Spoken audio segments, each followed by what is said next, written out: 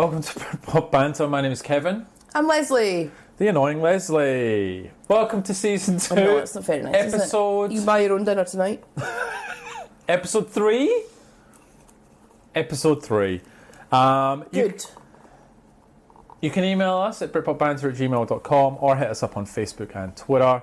All views expressed on this podcast are 100% our own, and while we poke fun at Leslie's shirt that she's wearing, we appreciate the talent and the stitching that went into it. I got so many compliments today. Did you?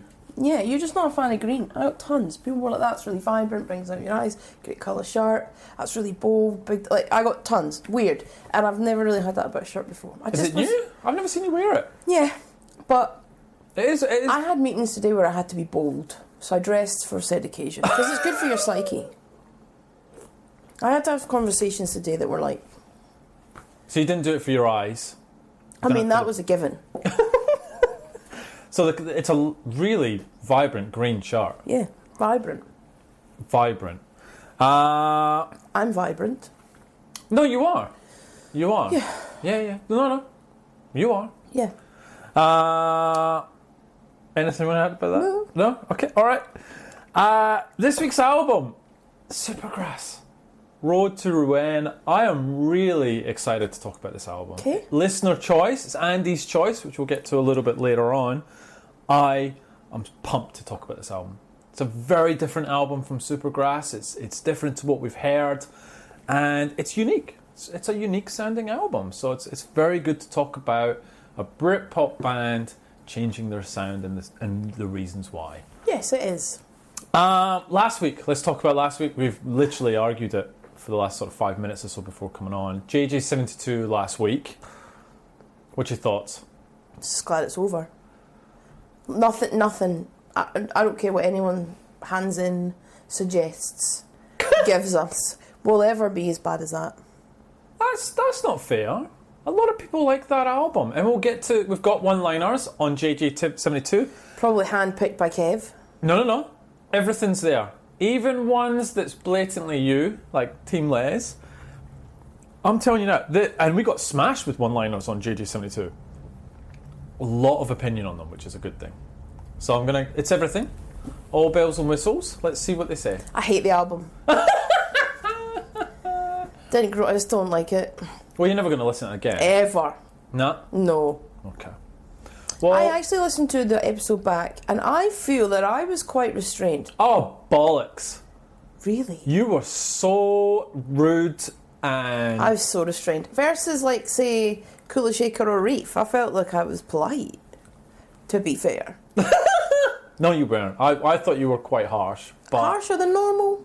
I don't think so. Maybe it's because, I tell you what it is, that's the reason. Because we haven't had an episode like that. Because obviously as we've gone up, the albums have got better. And so it's been a long time since we did a Kula Shaker, a long time since we did a Reef, and then bang, punch to the face, JJ72.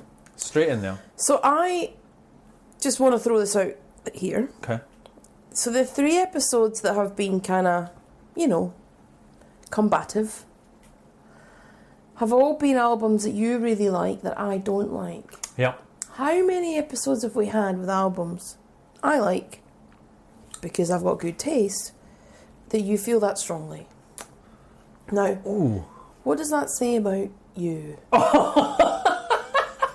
Just throwing that out there. No, it's, I've always said I have a soft spot for slightly unique bands or singers, so I'm going to stand by that. I didn't like the Stone Roses. We've talked about this multiple times. Not as strongly. Yeah, no, yours is a hate. Mine's is, I don't get it. It's not that good. Yours is, I hate that. Yeah, see? You know what? People didn't hate the episode, though, because I don't know if you saw the charts this week, but we went to number 5 in Australia with JJ72. Oh, Australia. Isn't that incredible, though? It's because everybody's hiding from coronavirus. They've got nothing else to do. Oh, my God. Got to be honest, people that I work with are literally going to Costco this weekend. They're going to buy bags of rice. I'm like that. Right, okay, so let's play this out. I get coronavirus, so I'm housebound. I want more than rice. Why are you picking rice? I'd be like that. Okay, let me have a nice frozen Mars bar ice cream. I'll have a nice pizza. Why would it be rice? Like, why are you depriving yourself of food groups and things you actually enjoy when you're already not feeling well and you can't leave the house? I don't understand the logic. Tins of spam and rice. If you get coronavirus... I would rather have coronavirus than eat rice and spam. If you get coronavirus, there's no way you're staying at home. You're going to be in quarantine in a hospital by yourself, men and women coming to you in suits. There's no way you're going to be sitting at home in your bed, rugged up with a Mars bar. You will, because they won't let you out of the house because you'll spread it. But that's quarantine.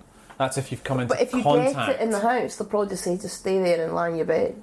If you get it, you're hospitalised. If you're coming into contact, you're quarantined as a risk. So you are taken out of circulation. You can't spread. Taken out of circulation. You can't spread it if you've got it, right? But if you're worse, you're going to see a GP. GP is going to put you straight into... Such an overreaction.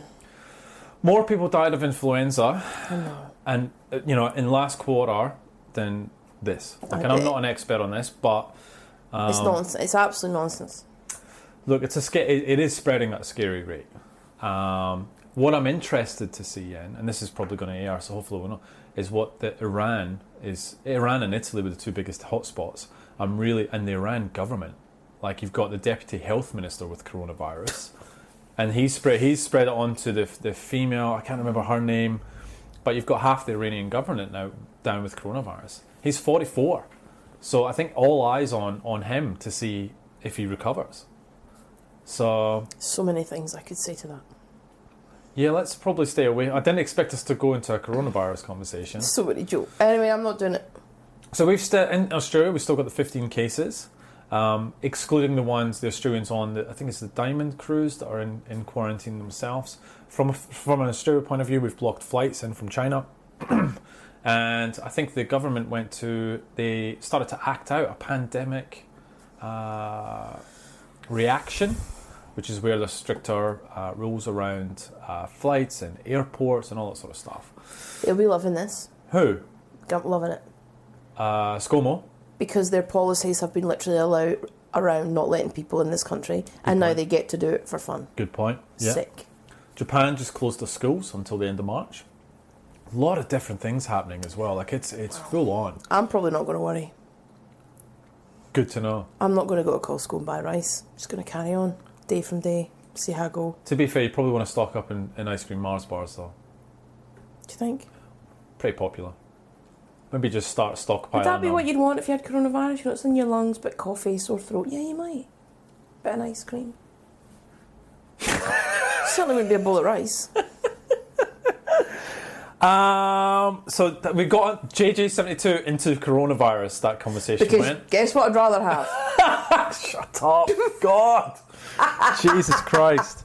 All right, good news. Good news. We got a review. How long's it been since we had a review? Oh no, while. 6 months? More, I reckon more. And I remember you giving it, going, you're letting yourself down by not giving us a review. Thankfully, we got one. Do you want to hear it? You've probably seen this. All right. It's called Terrace Away Days. Okay. 5 stars. Terrace Away Days. Yep. Really enjoy the banter. Takes me back. Great format and very entertaining. From Glofy35 in Australia. Oh. Thank you. That's read it lovely. Again? Read it. What do you mean read it again? Because it was passed very quickly. Really enjoy the banter. Takes me back. Great format and very entertaining. By who? Gloufy. Gloufy 35. Magic. Thank you. That's lovely. Magic.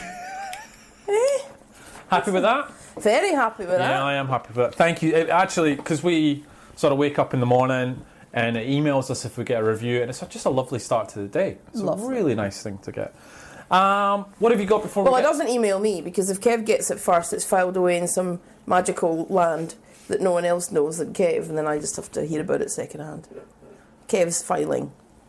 Have you seen how clean the It's inbox insane. is? It's beautiful. Everything has just got its own little folder. It's clean. Fuck you know. Right. That's an E. All right. You got anything else before Song of the Week? Do I have anything else for Song of the Week? What else do you want to talk about? Is there anything that I want to talk about? No. No. Okay.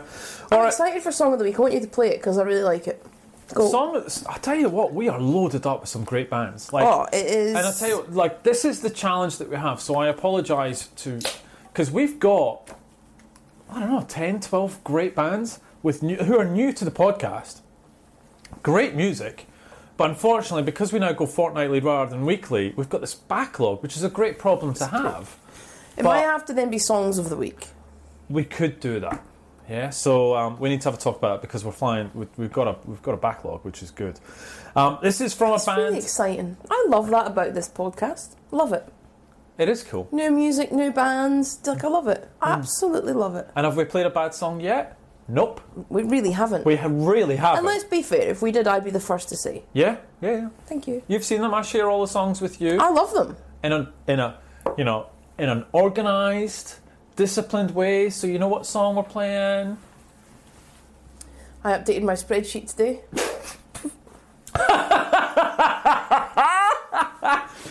How's your spreadsheet going? Oh, John can just pull up now, just so you can see. Lovely. Updated it. Uh-huh. Just put new. Look what I did. What'd you do? Add new row. Have you heard of that? Who knew? This is amazing. Add new row. Who knew? And then you copy the same format so it does the lines for you. Yes. Did not no idea. Remember episode 1 where you gave me absolute shit about me and my Excel? Look at you now. I'm doing this for you. This is a very tedious exercise. But look at you learning Excel. Yeah. This is brilliant. Yeah. Conditioning. What was that I did? Conditional formatting. You're not getting into that, No, surely. I read that and I went, that sounds ridiculous.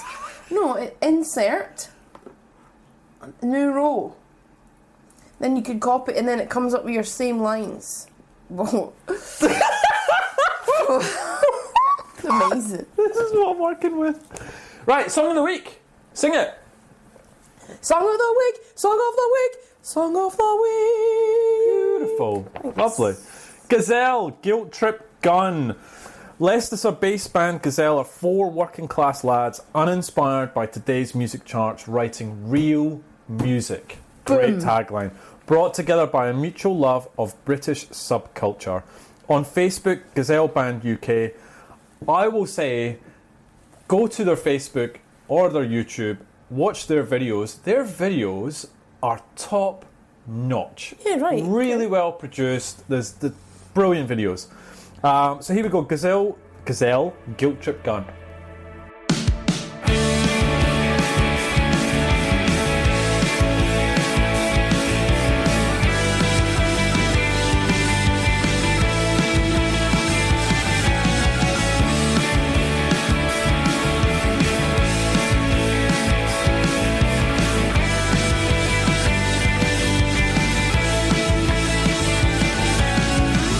I'm not sure if I should stay my own mind.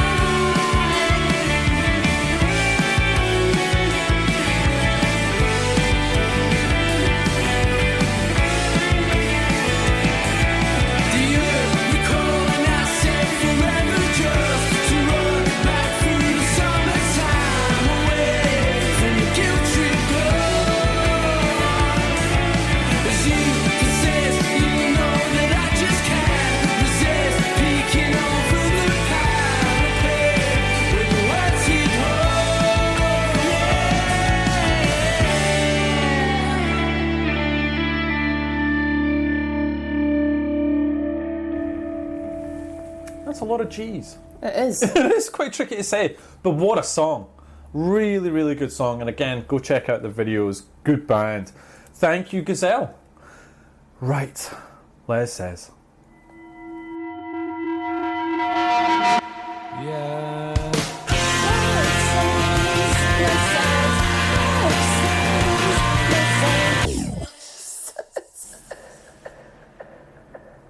I can't wait to talk about this. Me too. This is a biggie. This is a biggie.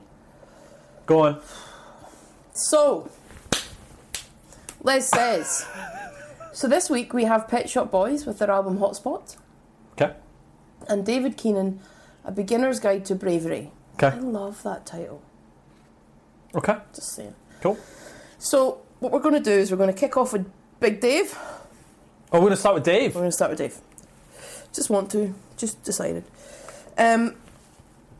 So on, you know how I usually talk a little bit about who they are? Yes, please.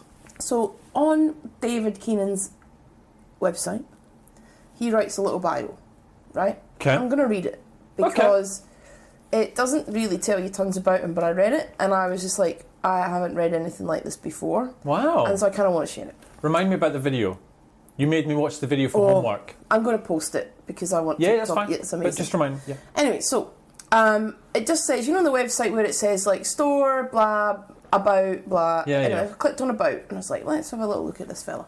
So, anyway, it says 9 years ago when Keenan was 17 and on the dole after doing a computer course, he packed up and left Dundalk and went to Liverpool.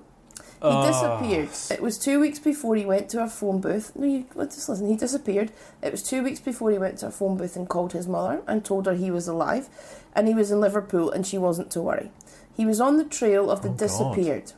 He'd gone to Liverpool to find Lee Mavers, the elusive singer of the Laz. What? The Laz opened up a new world of tuning your guitar to the hum of an electric fridge. It was like holy music, holistic. I stumbled upon them. I found this blog called Diaries of a Rockin' Dole Star. That's all that I needed. This guy went to Liverpool, spent his grant money on tracking down the stairs and shack, and I had to go.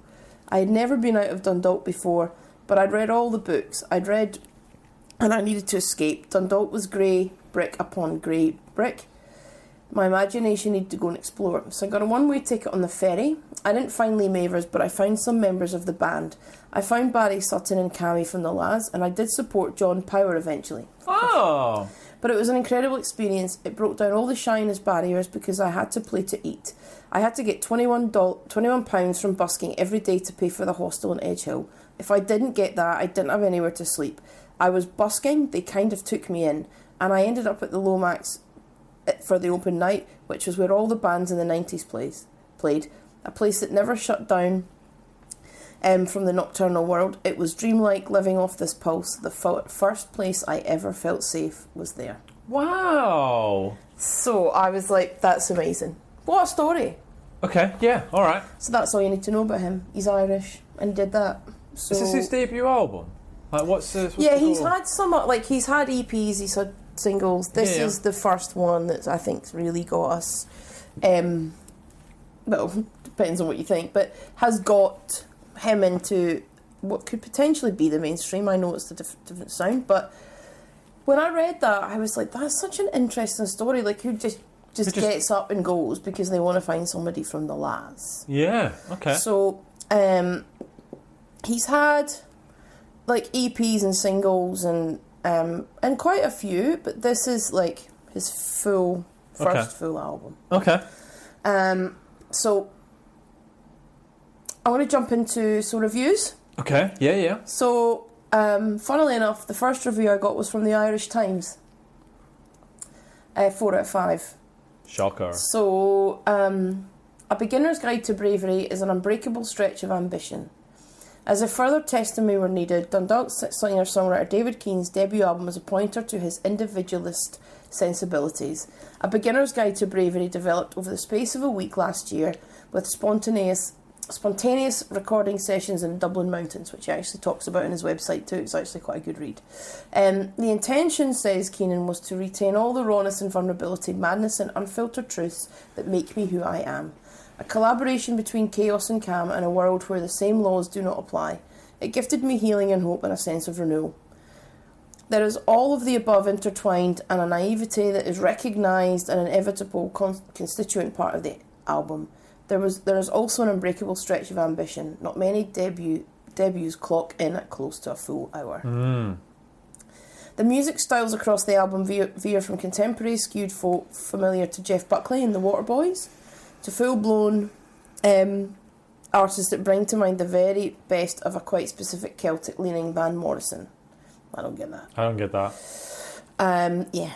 Anyway, from a new phase will now unfold is a bold claim on his website. On the unambiguous evidence contained here, you had best believe it. Okay. Second review, so a blog Ear Milk, 3.5 out of 5. What milk? Ear Milk. Ear. For your ear, milk. Got it. On paper, A Beginner's Guide to Bravery reads like an epic saga. There are promises of ghosts, love, birth, death and adventure. Its lyrical opulence is a direct result of Keenan's sublime talent. He has a right to claim a place alongside any great welder of the pen. He is often compared to many of them, and some of the most beautiful moments on Beginner's Guide see him weave Irish colloquialisms seamlessly with obscure literary references. The album rings with the vibrancy of its characters, proving that Keenan's passion for words has never been a problem. Eastern Nights is the story of one that got away, and Keenan wraps it up in a breathtaking naivety. It comes in almost at the close of Beginner's Guide, but is the album's standout track by a clear country mile. So, with that, I'm going to pass it to you first. Oh, don't make me go first on this one. Because I feel it's probably best it ends with me. Yes. Go. I know what you're going to say, but I can't wait to hear it. And you deserve this after JJ72. I was going to ask for a buy for this album, is my first line. I was going to message you and go, look, I don't think this is fair. Can I not do this? But I went, no, it's fine. Let's get through this. Look, I don't think I'm going to give a fair review of this album. And why is that, Kevin? It's not for me. But I think you know that, and that's why you made me listen to it.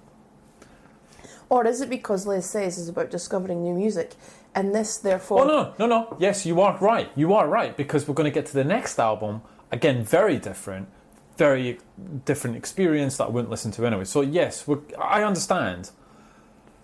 Look, so... this is my notes. You look uncomfortable. This is amazing. Very, very uncomfortable. Honestly, if anyone could see me right now, I'm literally sat back. Loving life. Comfortable. Loving it. Beer in my hand. Yep. And I'm like that. I've waited weeks for this. So I'm just going to sit back and enjoy. Go. Please go. Okay. My notes. I actually want to buy on this album. Please, please, please. As I don't think it's a fair, impartial review if I go ahead. Simply put, this wasn't for me. Now... there's some great singing. He's got a great voice, right? And there's some great music within this album, right? However, this is not to my taste at all, right? I'm not a fan of folk music at all. You're smiling at me. You're loving my uncomfortableness.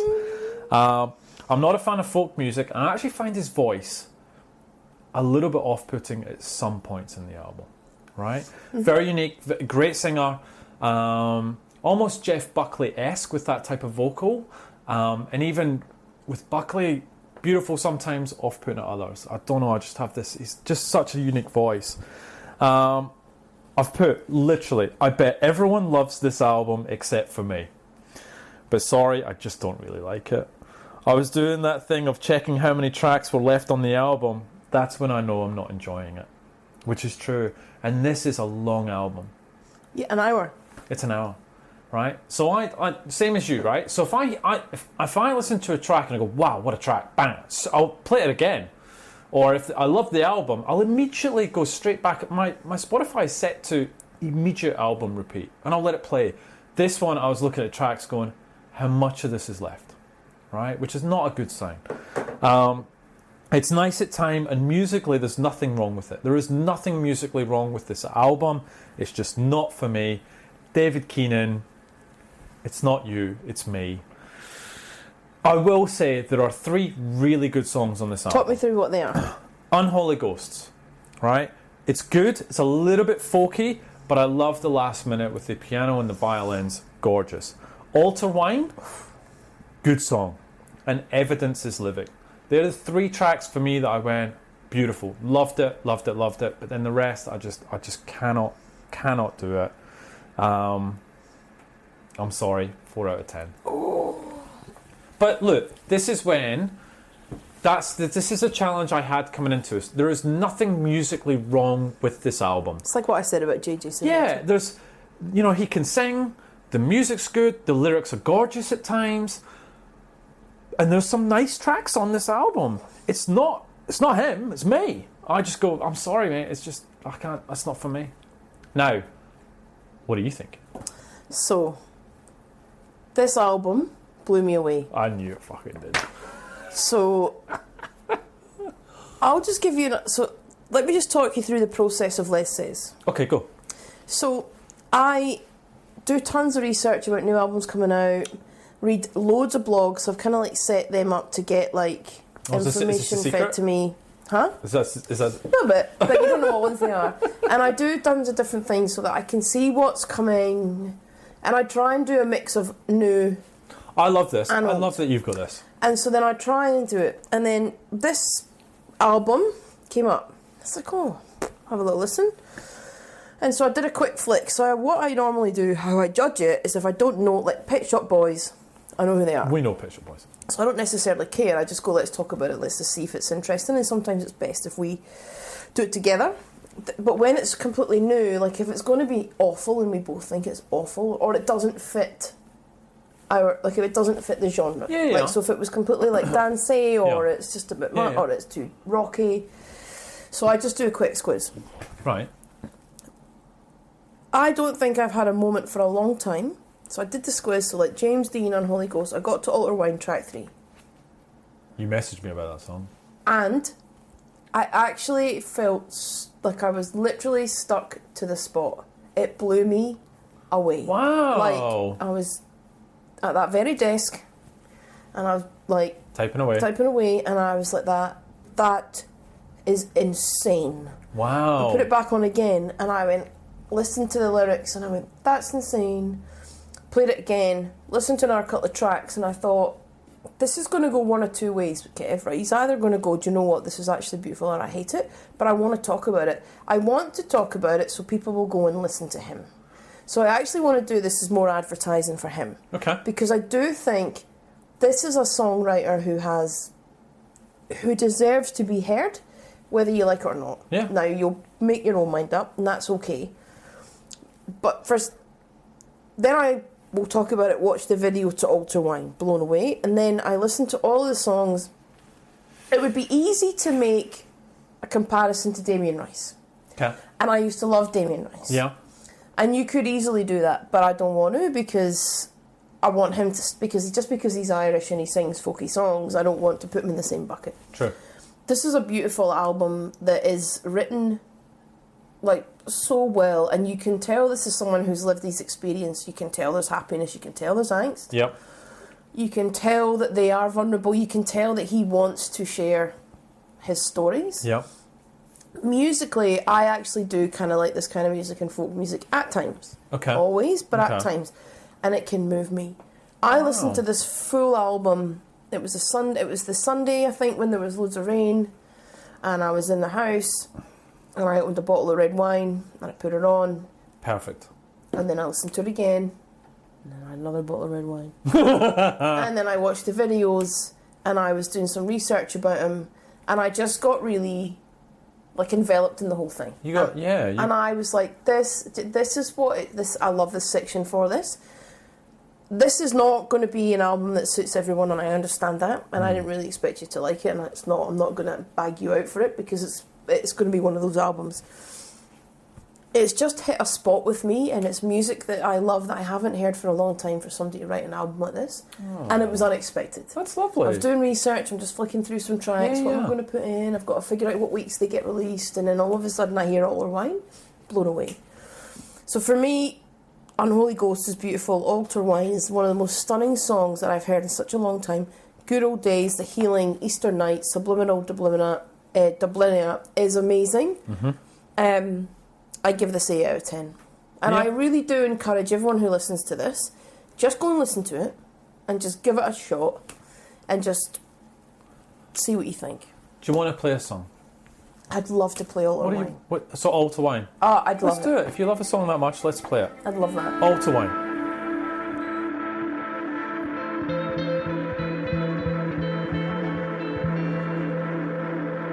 Have you ever been off your head and altar wine?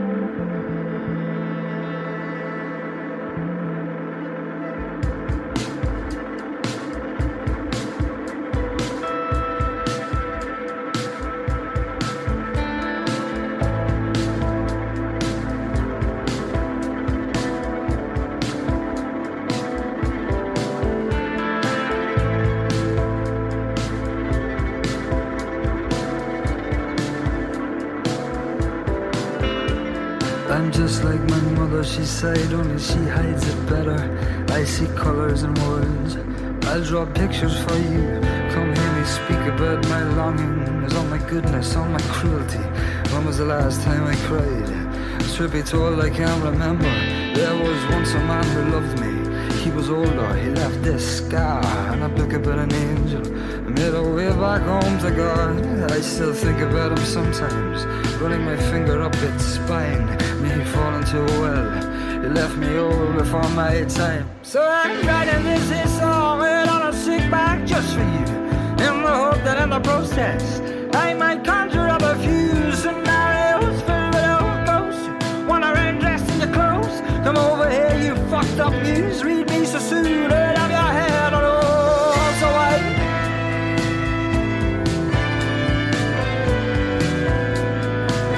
Out of your head on all so white.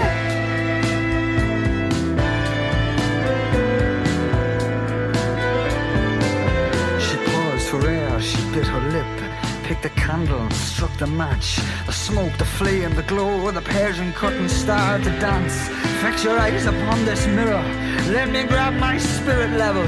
Swear you keep me safe forever, tell that truth and shame the devil. So I'm writing this here song on a sick bag just for you, in the hope that in the process I might conjure up a few scenarios filled with old ghosts. Wanna run dressed in your clothes? Come over here, you fucked up news. Read me so soon, out of your head on all so white.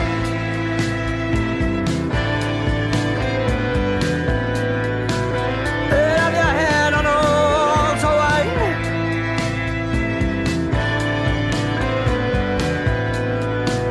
Out of your head on all so white.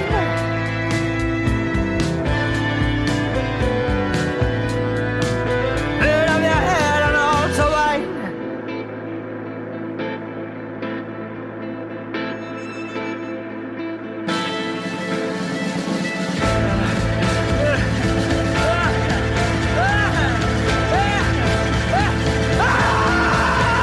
Do you want to talk me through the video for Altar Wine? Yeah, so, wow. Tell me that doesn't blow you away. So you kind of understand what the song may be about when you listen to the lyrics and you listen to the title. It is intense. Do you know what the video reminds me of? Have you ever seen the film Wicker Man? What, is that the one with Nicolas Cage? No, it's the one that's set in Dumfries. Like, it's set in... Is it Dumfries? Sure, it's Dumfries. Oh, they have the festival Wicker Man, but it's set in Scotland, and they're all like, oh, hello, and then they're all a bit weird, and they get all naked, and then they build this, like, thing, and they burn it. Oh. Anyway, Wicker Man, it's one of those cult films I like. Never seen it. Don't no, think you so. wouldn't, because it's not got any robots in it. No robots? None. Humans. Forget it. Yeah. So what's the video about? And it reminds me. Because it is. I watched it and I went... What do you think it's what like now? I have no idea. You've been talking about the song for a while now, and then I of course listened to the album, hard because and I I was try like, and figure it out. So he's talking when it's a I thought he was talking about him, and then he's talking about obviously some priest. And Altar Wine obviously has that reference. So then I was like, oh, is this going to be dark? Because let's be fair, the reputation of priests. Then you watch the video because he talks about. I was like, is he talking about him or is he talking about somebody else?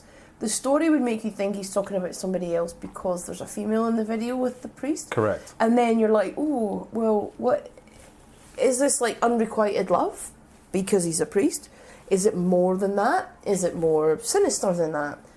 Is it not her? Is he actually still singing about him, but he's done that person in the video? Why does it end that way? You've really thought about this. I have really thought about it because I just think sometimes music is music's always art, but sometimes it's fully art, and you're like, oh, and the fact you do have to think about it, I love it.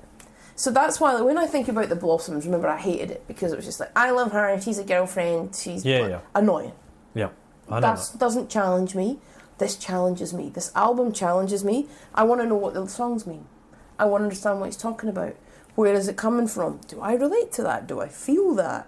Like, I find it a challenge. And I love that about music when it actually challenges. It pushes you out your comfort zone and makes you uncomfortable. Mm-hmm. And this makes you uncomfortable. Yeah, I love how you go into... You want to know the meaning behind songs. Mm-hmm. You delve into the lyrics and stuff like that. I'm not really a lyrics guy, and I just I just like a hook or a song, and that's what I like about it. So I didn't. Autobine's a good song, but then you told me to watch the video, and I had no idea what was going on in that video. It's a very unusual video. Did you listen to the lyrics? No, just looked at the video. Now listen to the lyrics. Okay, will do. After now and then what? Yeah. Okay, listen to I'll the go lyrics, back and do watch it the again. video and be like, ooh. If I listen to the album again. Just that song. You don't have to do the album Okay. again. I know you wouldn't like that, and I appreciate that. But let's get the listeners to, we just really played the do song, want- go and watch the video. Yeah. All right. Anyway, completely, and this is why I did this deliberately, because they are on the other end of the spectrum. No, really? Yeah, Pet Shop Boys. So reviews. NME. 4 out of 5. Astutely observed social commentary in the form of absolute mega bangers. Mega bangers. Mega bangers. That sounds like, if I it's was like at Kevin Perry go large. Yeah, if we went to a nightclub tonight and we're standing next to an 18-year-old, this is a banger. You know what I mean? People like that, get out. Do you want me to get you an Uber? Will you get home safely? I think so, yeah. Yeah, sorry, go on. Anyway. 4 out of 5. Okay. Yeah. Wow. So, godlike geniuses, Neil Tennant and Chris Lowe, have turned in a 14th album. 14. Yeah. Wow. Now, I'm not going to do the whole Who Are the Pet Shop Boys because I'm not going to insult everyone. Everyone knows. Boring, right? Have turned in a 14th album that proves they've lost none of their magic touch. Their 14th album even opens with a reference to a train, just as their 1986 debut Please did with 2 divided by 0. Just a bit of feedback. I can notice a bit of a tone coming through. Do you mean a bit of a tone? Because it's a ridiculous review. Because what have trains got to do with it? I read it and was like, what are you saying? It's NME. And also their magic touch. Mm-hmm. So anyway, in an era when pop is increasingly confessional and conversational, Tennant feels in his ability to spin astutely observed short stories in 4 minutes with needling details on Will o' the Wisp. He weaves the narrative of somebody catching the glimpse of a party animal they've lusted after for years. Hotspot comes full circle with the techno of Wedding in Berlin. Now, I do have to pause here because I really think the use of techno... It's a very loose term, isn't it? Yeah. So I'd like them to actually go and listen to said techno and tell me if you really think Wedding in Berlin is techno. Definitely. Anyway, so just throwing that out there to enemy. Just throwing that out. Anyway, which suggests that the Will o' the Wisp protagonist got hit. How old do you pause. How old do you think Neil Tennant is? 60. 65. Wow. 65. I mean, but let's go. It's an equal marriage celebration that puts a donk on Felix Mendelssohn's wedding march, in brackets, really, and feels like a gurning groom tossing a bouquet in Berlin. It's the soul stumble on an album that hosts some of their loveliest melodies yet. Indeed, if there is one minor criticism, just one, you could level at Hotspot, it's that the consistency of their recent output means it now feels comfortably familiar business as usual. There's no jolting shock of the new, they're just reassuringly here, refining what they do best. So, I will then contrast said review with Pitchfork. 6.1. Okay, alright. Which for them is still not the worst. On their 14th studio album, the best-selling duo in UK pop dampened the euphoria. The result is a tuneful album that lands somewhere in the middle of their rich catalogue. Hotspot observes Pet Shop Boys' pattern of following up a pair of bangers. They use it too. God. I had to, both of them, independently, using the word banger. With a bag full of autumn leaves, the mid-tempo tunes keep their top buttons buttoned, muted and wary like the 60-somethings Tennant and Lowe have become. Hotspot stumbles when Tennant and Lowe convince themselves they need a good time. The interplay between strings, bass synth and call and response female vocal on Monkey Business sounds fabulous until Tennant sings, "We're going to have a party." Like he's a human... This is amazing. Like he's a human resources vice president at the Hyatt bar. Yay! He's often played these guys. By now the joke's not funny. Round of applause for Pitchfork. Wow. Round of applause. Wow. Like he's a human resource vice president. We're going to have a party. Amazing. I just love that for that. So you didn't drop any Pet Shop Boys in your set recently? No, did not. I really did not. So I'll jump in. I've never really been a huge fan of Pet Shop Boys. I love West End girls. Who doesn't? True. Like some of them are great. The fact they've got 14 albums, I had no idea. Like none. I don't think I've even listened to a full Pet Shop Boys album. I just don't think I have. We did a challenge, didn't we, for the Pet Shop Boys? Didn't Yeah, but I haven't listened. Yeah, but I haven't done a full album. No. Like I haven't gone. Oh, I'm going to pop that. No. But so let me just think about the songs. So like the first track, Will of the Wisp, it's not the worst. Not the worst. Second track, then it just goes all. Techno. It doesn't go I don't know what it is. I don't even know what to say. It was even hard to rate it because I'm like, really? For you, for Pet Shop Boys, this isn't bad. And this is your 14th album and you're quite old. Did you say this isn't bad? For them. Like, if you think about, you know how we review bands who've released 10 albums and then you're like that, why'd you bother? Stop doing it. It's crap. Yeah, okay. This is not any worse than anything else they've done. Okay. And given the fact that it's their 14th and they're 65. I mean, I don't like it by any stretch Okay. of the imagination. Some of it made me like bop in my chair. Yeah, there you go. I gotta be honest, There it does, you go. doesn't it? We'll get to mine in a minute. You keep talking. It's a hard one to rate. Just get on with it. 5 out of 10. Alright, 5 out of 10. Here we go. Okay. My overall commentary. I didn't want to like this album. Mainly down to the stigma of liking a Pet Shop Boys album. Well, there is that. However, I did like this in places. Yes.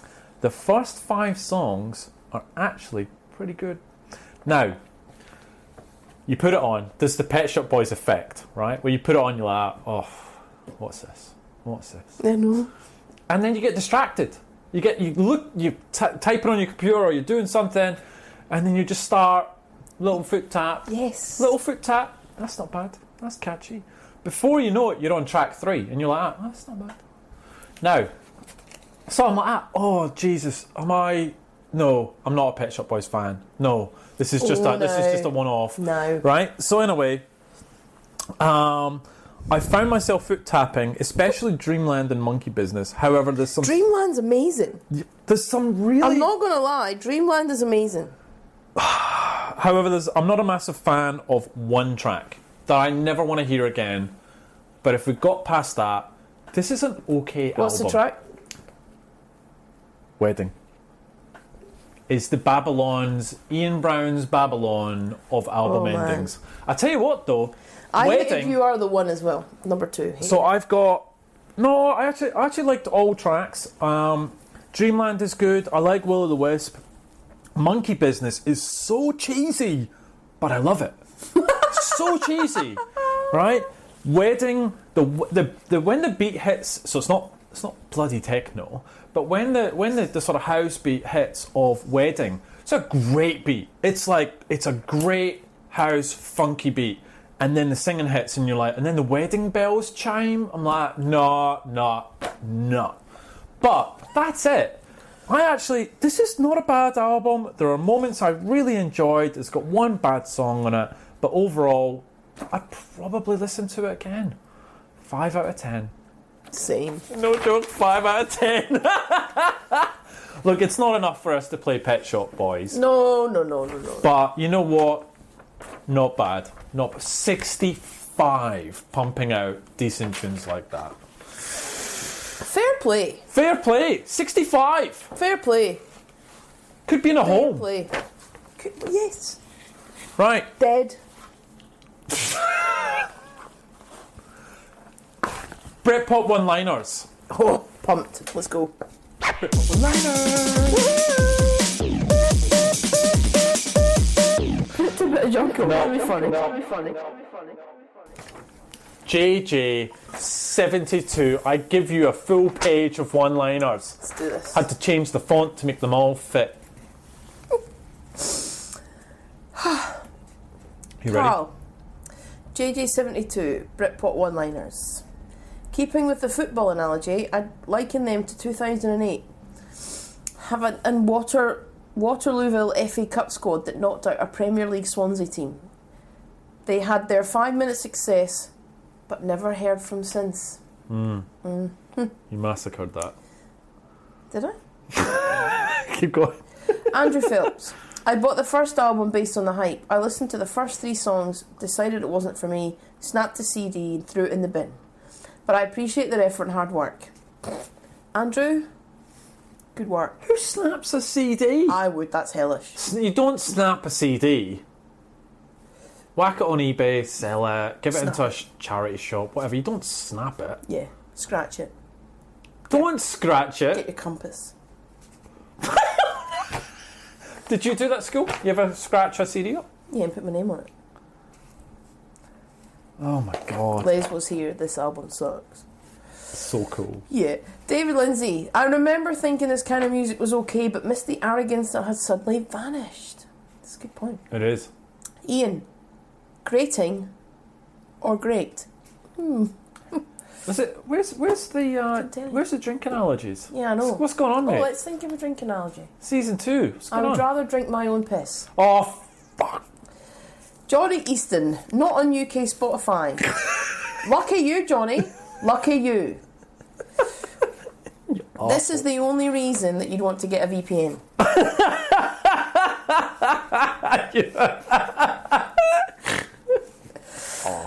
Alex, best band for a screaming sing-along session. Yeah! The Music Bubble. Impressive yet divisive vocals, over-ranging rock and soaring highs and sensitive ballads with lilting falsetto that sometimes succumb to sloppy songwriting. Oh, Like that. like that. Like that. Chris Chapman. It was okay at the time. Oh, keep going. Oliver Burnell. A great debut, patchy, imaginative, challenging and unique. Probably explains why they didn't last very long. Ooh. Worth the time. Yeah. Andy, file alongside Muse under the category a bit much. Amazing. They are like Muse. Same deal, isn't it? Okay. Chris Chapman, I listened back the other day and my first thought was, I can't believe I like these. They sound like Muse and they're shite. Oh, amazing. Michael, great first album. Bass player is Love Heart Emoji. Eyes.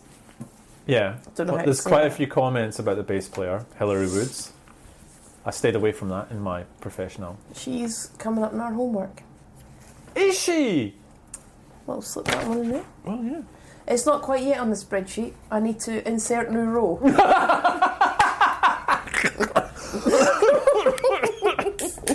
Nice. Getting there. Love it. Paul, I love both albums. It's a shame their third album never saw the light of day. Is it, Paul? Yes, it is. Isn't Shut up. Mark Walker, great singles band, slightly goth, all physically a bit too perfect to be indie. Oh, that's interesting. That is interesting. Okay. Mark Nelson, I'm staying away from it. Yeah, me too. Mark Nelson, one of the most underrated bands of the early 2000s. Was that Mark? Yeah. Cheers, Mark. Yeah, we're Mark.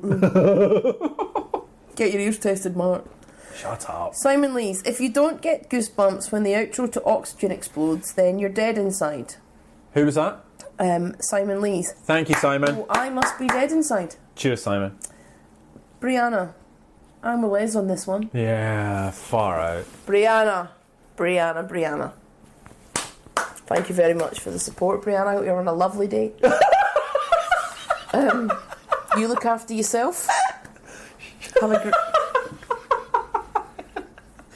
Go on. Take care. Is that the last one? No. Sarah, reminiscent of Placebo. October Swimming is a tune. There you go. Now Placebo. No. Chris, a band that holds up. Say it, Les. Say JJ72 holds up. Say it out loud. How does it feel in your mouth? Chris. Where will I start, Chris? We were really nice to Chris because he's a big Pet Shop Boys fan, so we were really nice to him. Chris. But you've pissed her off, mate. Chris. I don't even know what to say. It probably feels a lot better in my mouth than saying your name. You're gone, Chris. Oh. That's good, though. Done a lot of one-liners, so thank you, everyone, for that. That's great. A lot of opinions. See, people like JJ72. And you're like, why are you picking that album? Because people like that album. Bit mixed bag, let's be fair. No, it's mixed bag. Mixed bag. But they're polarising. Yeah, not like Doves. I just don't think people had realised we'd released our episode yet. Oh, you think that's what it is? Yeah. All right. Shall we get into this week's album? Let's do it. Supergrass, Road to Rouen. The album cover. So the front cover is actually a photo of a bridge near Le Faux, France, that crosses the A16 autoroute, part of the route between Boulogne and Rouen. It was taken at dusk using a 10-second exposure as a lorry passed underneath the bridge. That's the lights running under. Yeah. Isn't that cool? That's pretty cool. The album title meaning. So the title refers to a city in northern France where the album was recorded, as well as the 1978 album Road to Rouen by punk band rockers Ramones. Clever. Ramones, yeah. Okay. Thoughts on the Ramones? Not the guy to ask. Yeah, okay. You? Really wanted to like them at uni because everyone did and everyone had their Yeah, own they were big- t-shirt they were big and they cool were at really uni. grungy and they were cool, and that was at the time when I really liked the Strokes, so I kind of wanted to get into the same thing, you know, like the Converse, the dirty jeans, your hair's a bit greasy. Not mine, but then. That's you now. Yeah, that's what I mean. So I still like that, but the music was Is that like a Nirvana, where just everyone at uni loves Nirvana? kind of, but they were like everybody loves Nirvana, but Ramones, like, you got to be totally cool to like Ramones. Like Nirvana's like totally like mainstream. Look, some actually say, or they think, this is a play on words because they changed the sound so much. It's Road to Ruin, That's clever. as in R-U-I-N. Okay, right. No, go. I think it's too soon for me to say it because I was going to pose the You're going to question. spoil it, aren't you? Or you're going to pose a question? No, I was going to pose a question. If that was the case, do you think that's what they did with this album? No. So I'll get into that. This was released on the 15th of August 2005. This is Supergrass's 5th album. So the previous album, Life on Other Planets, in 2002, which got to number 9, followed by Supergrass's 10 in 2004, which got to number 4. So that was sort of their best of, which is a cracking best of by Supergrass. Parlophone Records, recorded in the Studio St. Mard in Rouen in France, owned by 3 Coombs brothers. They converted a barn to record this album. That's cool. That is cool. Right? You just buy up a property in France, and then you convert it into a recording studio. That would be amazing. That's pretty cool. That It's pretty special, right? Producers, they produced it themselves. It's 35 minutes. It is a short album. It's 9 tracks. Okay, mister, I feel like I've been gypped. I'm not paying $10 for that. What's your thoughts on that? Circa Waves. 7 songs, 40 minutes, 20 minutes, not having it. It was 20 minutes long, that bloody album. So I'm okay with it. I don't have a problem with the length of this album, and I'll get into the reasons why. I'm okay with it. Mm-hmm. Where do you think it got to in the charts, this album? Where's your thinking at? Very different, very different. I just told you Life on Other Planets got to number 9. Where do you see this? not high at all. I reckon in the late 20s. Well, you're wrong. Number 9. So it went to the exact Did it? same spot as Life on Other Planets. How now? This will blow your mind. How long was it in the charts? So how long was it in the top 100?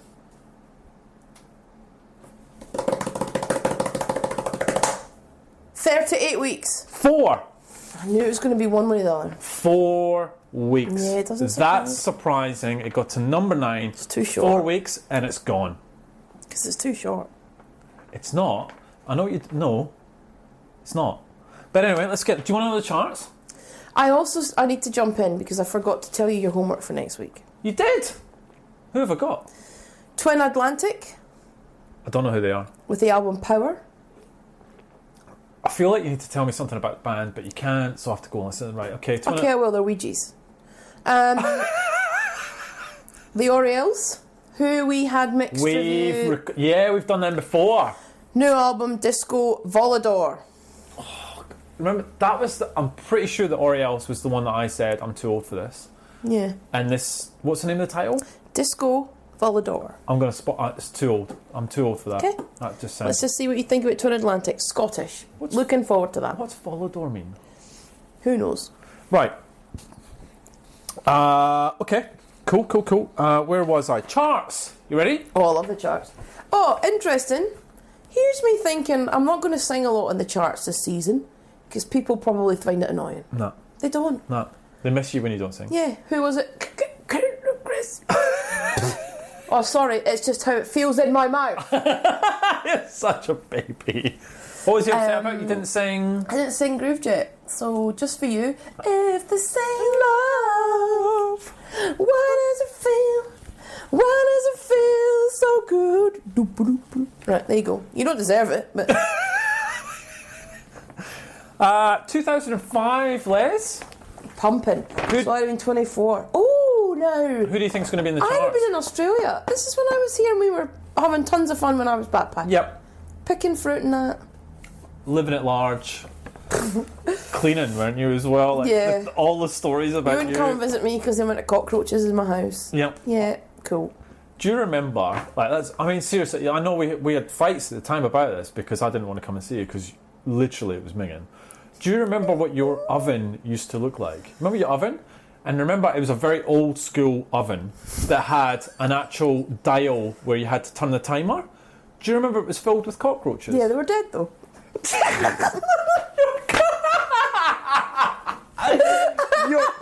The timer on your oven was full of dead cockroaches. They're dead. Okay, all right, just you know. And anyway, I didn't need the oven. I only needed the grill for my fish fingers, so it didn't really matter. 2005. Who do you think is going to be in the charts? Musicians. Brilliant. You are correct. Well done. Shall we get into albums? Yeah. Number 10, Michael Jackson, The Essential Collection.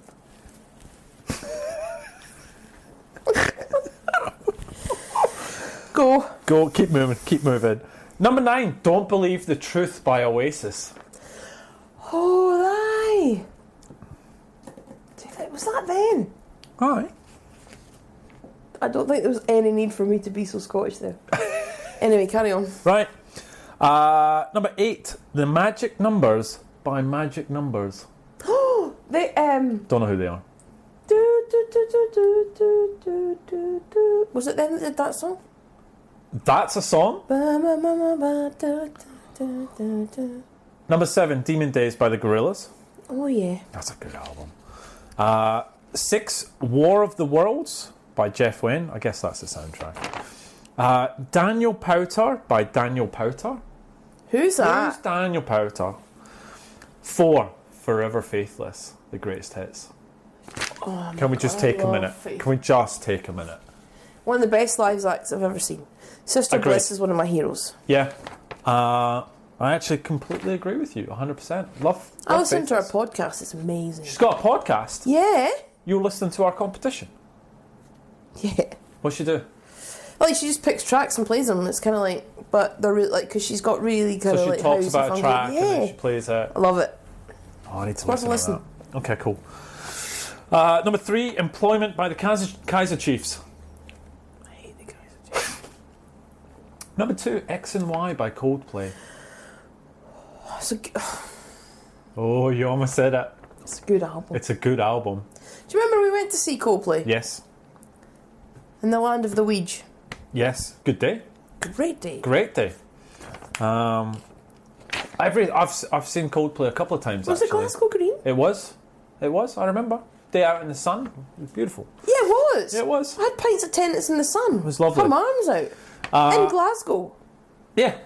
Unscathed. Okay. Now I know I slagged off Coldplay about that pile of shit last album, but they were a great band to see live. Yeah, we had a good time. We will talk about Coldplay at Yeah. some stage. Can't wait to get your thoughts on number 1.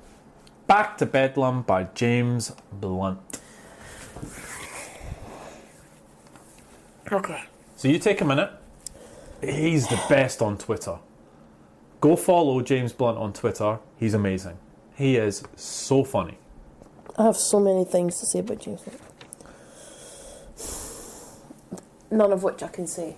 You can. We've already swore. It's going to Oh, I happen. can't It's say going to this happen. one. Because it rhymes with blunt? Well, you can't say that. No. So No. that's it. But Right, he might be great on Twitter, but that's a terrible album, and he is a terrible musician. okay. Like, he's the worst. Like, You're Beautiful has got to be one of the worst songs on the planet. Awful. Awful. Awful. Awful. Okay. I'm not a fan. Obviously, clearly. But I do think, anyone, you want to laugh, go seriously follow him on Twitter. Do you think he knows he's not very No, good? he knows. He knows, and he makes fun of himself the whole time. Oh, good on you. Like, he's brilliant. So, like, someone tweeted him the other day, "Hey, mate, just to let you know, we had a really good time at your concert the other night." And he replied, "Okay, guys, you can let his family go now." Like, just he knows how to make fun of himself, and he's good. He's good. I Good like on him. All right, you ready for the singles? Yeah. Oh, number 10, "Ass Like That" by Eminem. How does that get into the charts? I don't know. 9, "We Belong Together" by Mariah Carey. 'Cause we belong together. Horrible. Holy crap, it gets worse. "Ghetto Gospel" by Tupac featuring Elton John. How come that even happened? He's like, who? Oh God! Leslie's brains just exploded. Because it has. Because if you said to me, I tell you what, pick 2 musicians who probably, even from a values perspective, never mind a music perspective, are polarising. I'd go, Tupac and Elton John. I'm with you. I tell you now, I'm looking at this chart now. It's horrible. It's horrible. Number 7, "Since You've Been Gone" by Kelly Clarkson. Since you've been gone, I can't breathe for the first time. I'm on you, yeah. 'Cause to you, I get what I want. Since you've been gone. So anyone who enjoyed the break and Leslie's back singing again, send your tweets to the Soundtrack Podcast at Chris. All right, so number 6, "Oh" by Ciara featuring Ludacris. Don't know it. Let's keep it going. "Belly Dancer" by Akon. This is ridiculous. There is one good song and we're about to hit it. Number 4, "Ooh La La" by Goldfrapp. Oh, I love Goldfrapp. Yeah, I know you do. I'm going to tell a story about Goldfrapp against my better judgment. Leslie's had a few beers. Here we go. So, when I lived in Edinburgh, I had a friend who ran a print shop. And like made posters and that, and like flyers, and that's anything you wanted printed. At the time, tickets weren't as sophisticated back then. No. And they were playing in the Usher Hall in Edinburgh. No. And it was sold out. But it's all standing. My friend goes, I really want to go and see Goldfrapp. Well, sold out, can't go. They went, well, my friend's willing to give me their ticket. I could make a couple of copies. Like, properly do it. Are you up for it? Nah. Because that'll never work. But, legit. No, alright. Okay, well, we'll try. What's the harm? Got it. Well done. Was that a one-off? Yeah, one off. I felt guilty the whole time. Hated it. Like, genuinely felt guilty. Kept looking over my shoulder. Any minute now. Any minute now. To the point where I felt so guilty that I asked a friend who had the real ticket, can I have that? Oh. Because then I actually could kid myself that I had done the right thing. Let me ask you this. Did you have a fake ID as a kid? No. I did. And Did you? Yeah, I didn't know that. I had it once. I used it once to get into a pub in Dundee. Like you would have needed it. And I felt so guilty. So, same as you. I was like, oh my God, what am I going to do? This is horrible. I can't hold on to this. I cut it up. I used it once, cut it up, put it in the bin.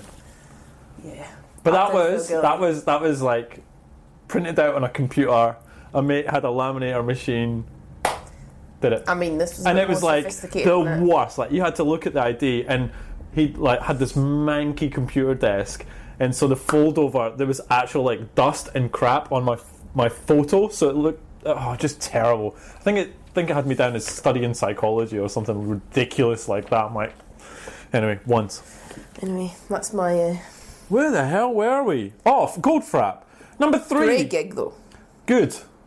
Number 3, All the Way by Craig David. All the Way. Out of the charts, please. Ass Like That, all the way so far on these. Bad Day by Daniel Powter again. Who's this fella? Don't know. And number 1, You're Beautiful by James Blunty Oh, Bluntland. God. I don't want to ever hear that chart again. Okay, but that is 2005, right? So we know it's bad. Shall we get into this album? Yes. All right. So this is listener choice. Andy picked this album, and Thanks, I'm Andy. so happy you did. So thank you for... You do like this album. I can't get into spoilers yet. This is Andy's. So what I'll do for listeners, right? If you've picked an album, I'm going to reach out to you and I'm going to say, can you give me a blurb? Can you tell me why you like it? Right, I want to hear good. from you. Yep. So Andy wrote this, right? You ready? Yeah. Supergrass were one of the greatest single bands of the Britpop era, so it's perhaps surprising to discover that one of their best albums is a melancholy tinged record with no obvious single contenders amongst its 9 tracks. Road to Rouen may not have been the big summer anthems that made the band famous, but as a tonally consistent album, it hangs together better than any of the previous releases. The tracks complement each other beautifully, enhancing each other's quality by virtue of the role they play in the bigger picture. Though it made little commercial impact at the time, Road to Rouen now feels like a timeless album, blending influences from various decades to create a dreamy gem. If In It For The Money was a great going out album, Road to Rouen is a perfect staying in album for an introspective afternoon lazily watching the rain on your window pane. Come on, well written. Well written. Well done. Brilliant. What a great description. Yeah, nailed it. So, Nailed it. 2 things. 1, thank you very much for writing that. Nailed it. 2, Andy just became a father. Oh. So congratulations, mate. Cheers to you.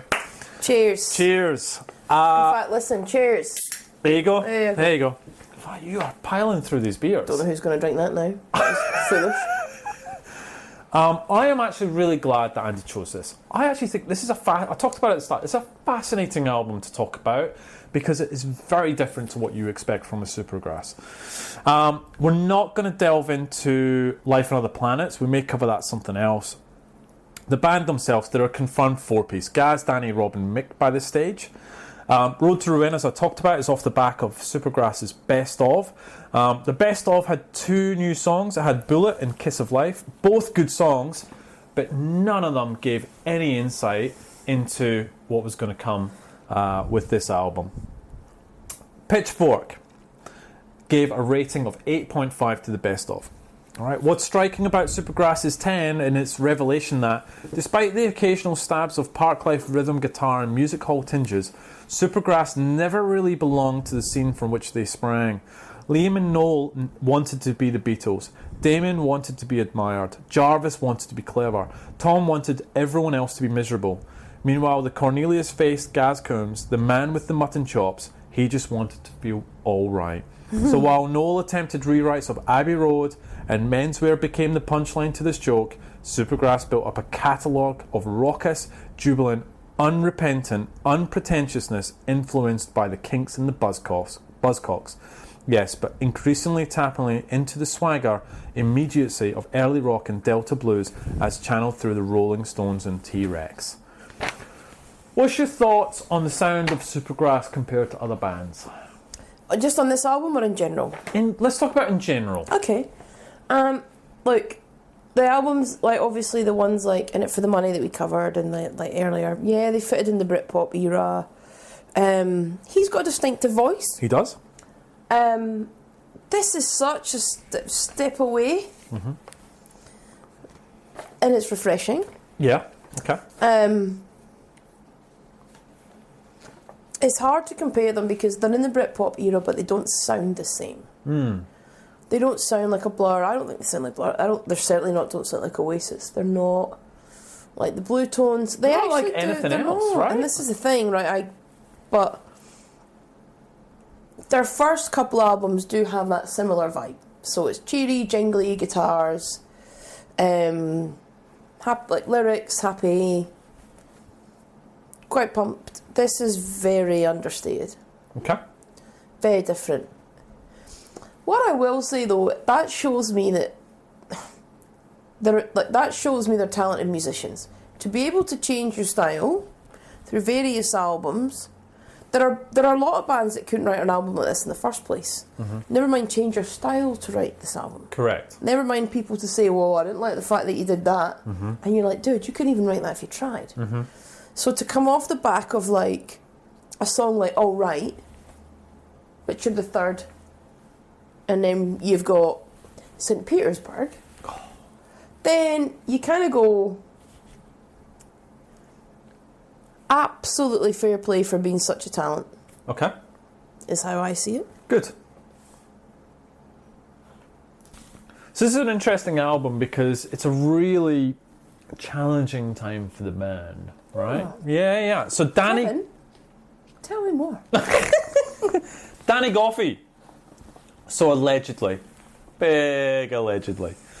Danny and his wife. So we talked about this on the last Supergrass episode, but Danny and his wife, who was Pearl Lowe, who was a former singer of Powder, were members of something called the Primrose Hill Set. Yes. Right? So called because they mainly lived in that area, which was basically a group of celebs famous for partying. Right? The friendship group included Kate Moss, Jude Law, and his now ex-wife Sadie Frost, former Oasis members Liam and Noel Gallagher, and their respective ex-wives Patsy Kensit and Meg Matthews, Lisa Morrish, Rhys Evans, and Davinia Taylor. What do you remember about this? I remember them being in the news all the time. All the time. Jude Law and Sadie Frost were in the news all the time. Kate Moss was in the news all the time. Was it just because they partied, or...? They partied lots. There was lots of alleged drug use. There was lots of alleged fighting. Like, there'd always be a photograph. Sadie Frost leaves Jude Law, and they're like munted on the paper and looked ridiculous. Yeah. And then there would be, Patsy Kensit lies in gutter, no Liam looking like... It was just always nonsense. But it was always that tabloid stuff that we spoke about in the last episode, which, if you take a photograph at the wrong angle of anyone, you can basically pretend they're doing something. Yeah, of course. You can just your facial expression, you catch them at the wrong time. You could look munted, you could look drunk, you could look like you're dying. Yeah. I just don't know. I just think it's such... I hate it. I absolutely hate that kind of... I hate gossip mags I hate paparazzi. I hate celebrity stuff. I never watch celebrity get me anywhere. This is annoying. I don't watch anything that is going to... I hate it. I hate it all. Like, what is our fascination with someone who just because they're good at something then get photographed more and it gives us a right to be in their life? Yep. Hate it. Yeah. And why is it entertaining? Yeah. Oh, I'm going to read a magazine full of pretend stories. A funny story, this is funny. I was down the south coast seeing my friend, and then I went into the local Woolies because I thought I need to do some shopping. I'll get it done before I get back to Sydney because it's hectic. Yep.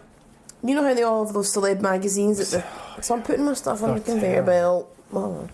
This couple come up and the lady's like that. Oh, Jen's having Brad's baby. And I'm like, then I can't help myself, so I laugh out loud. And then she's like that, did you read it? I was like, I think Jennifer Aniston went through menopause about 10 years ago, so the chances are slim. And I went, and she's not. I said, you know what's happened there is, she's not actually pregnant, she's just had a bowl of pasta. So, can we all kind of, and we were laughing. Right. And she was like, I know I shouldn't do it, but I'm really interested. And it was just, we all know it's lies. But we buy into it. But we buy into it. Yeah.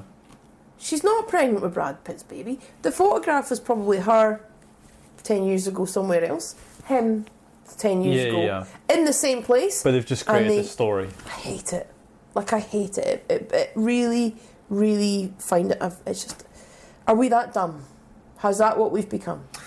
The Greeks invented the Olympics. We invented all these amazing, like, inventions of our time. We discovered, you know, cures for diseases we never thought possible. And now, what we do is we're so... Instead of that, it's just like, I just can't believe that Harry and Meghan are...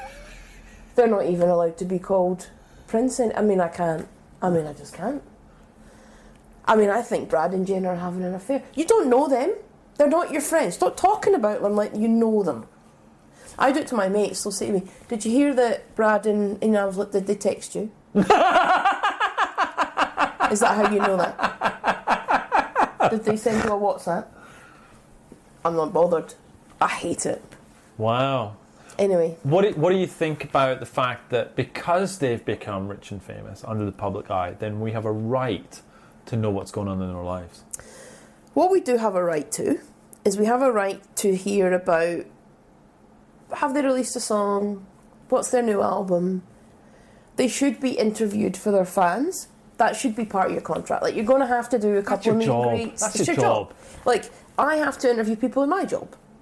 Okay. Sometimes I walk out of the interview and I'd rather put my eyes out.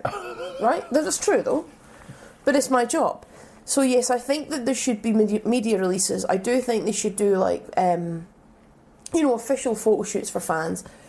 The odd meet and greet with fans, because the reality is the fans buying the albums, buying the tickets, create their income. But should I know their deepest, darkest secrets in their personal life? No, I shouldn't. The same way that I shouldn't about my colleagues. Yeah. I shouldn't. It's their private life. So, should I understand they're releasing a new album? Should they tour around the country and get their photo taken and pump the hell out of the album? Yes. Should I have access to their music and their concerts, and should they play live? Yes. Should I know who they're sleeping with? No. Should I know if they drank too many beers and fell over in the pavement? No. Like, no. Is the relationship breaking down? Jesus, they're people. No, I don't need to know that. Yeah. Give them some respect. Well said. I agree with you. You know. Love your little monologues. I don't know what it is, I know. Anyway.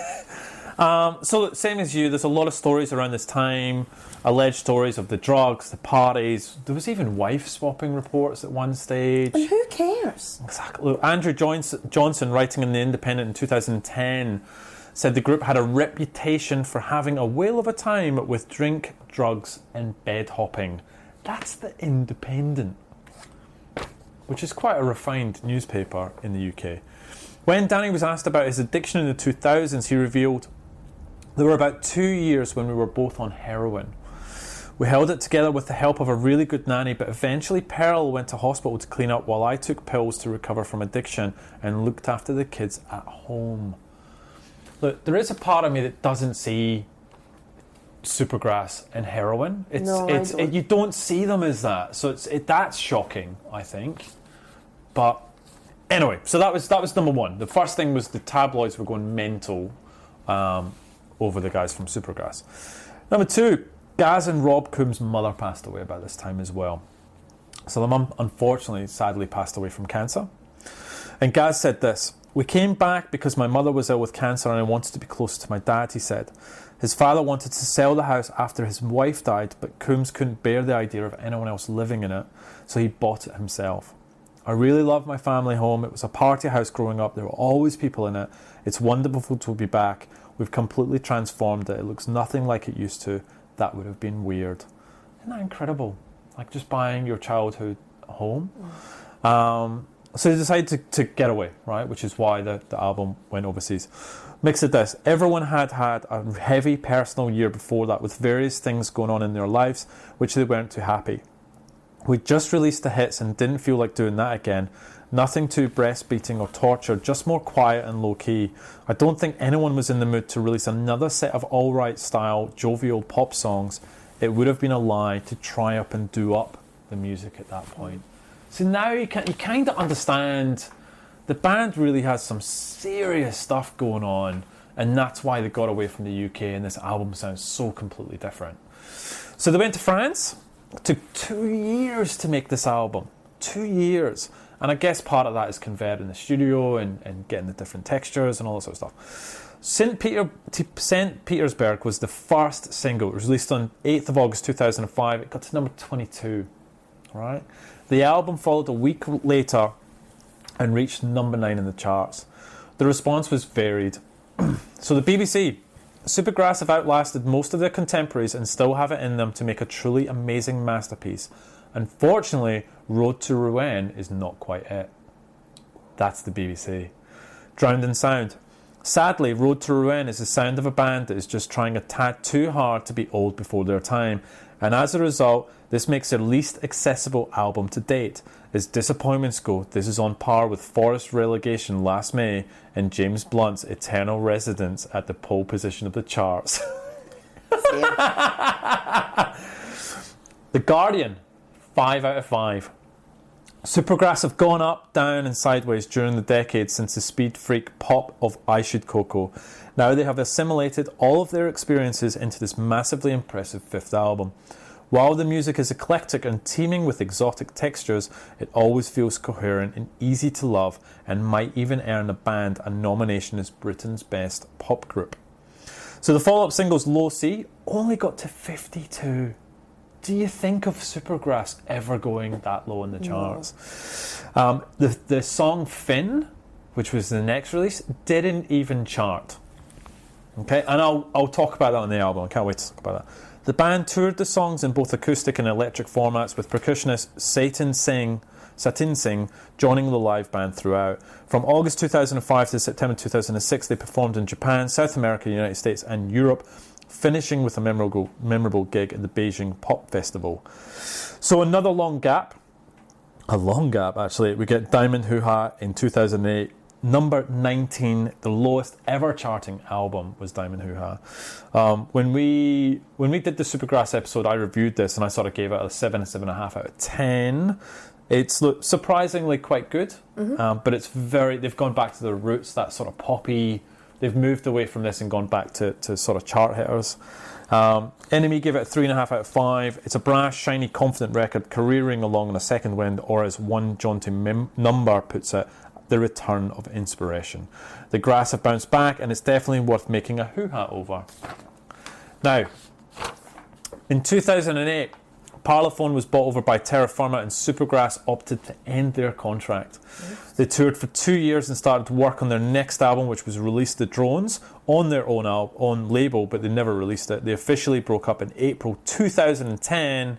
Spoiler, they're back together. Probably worth mentioning when we talked about this on In It For The Money, Gaz has released 3 solo albums. Here Comes the Bombs, World's Strongest Man, I forgot the other one, but there's 3. They're all good. Matador, that's it. Also that I missed, and I missed this from this episode, Danny did some solo stuff. He created a band called Van Goghie in 2015. There's 2 albums, Take Your Jacket and Get Into It, and Shtick in 2018. Only one of them's on Spotify. Not bad. Actually pretty good. Now, the good news. They reformed in 2019. Right? The even better news is that we're going to see them. I'm pumped. So talk to me about this. I haven't ever seen Supergrass. Neither have I. Oh, no, I have. I lie. Support slot for someone. Wasn't that Coldplay? Anyway, keep going. Really? I think they were. Keep going. Maybe they were.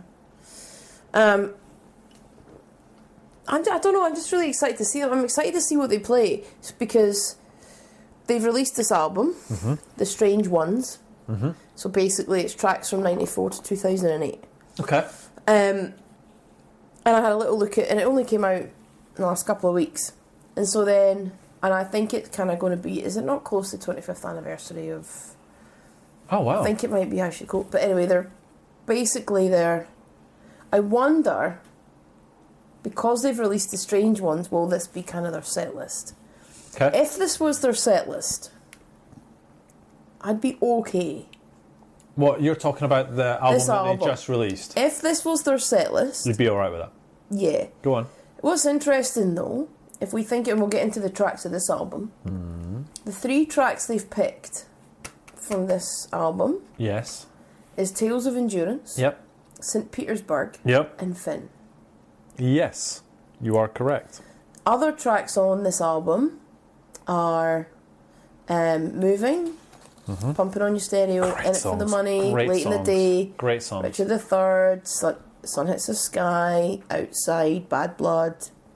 It's great, isn't it? If that's what they... It's so good. Honestly, if they went...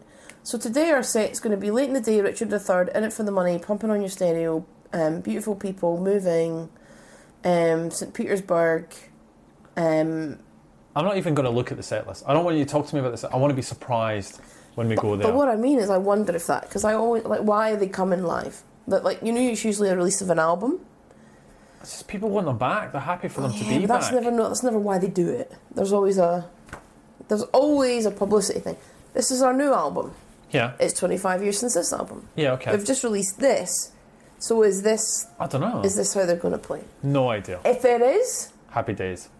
because I prefer these Supergrass songs than the chart Supergrass songs. Ooh. You can take All Right and you can shove it. I can't stand it. Okay. Wow.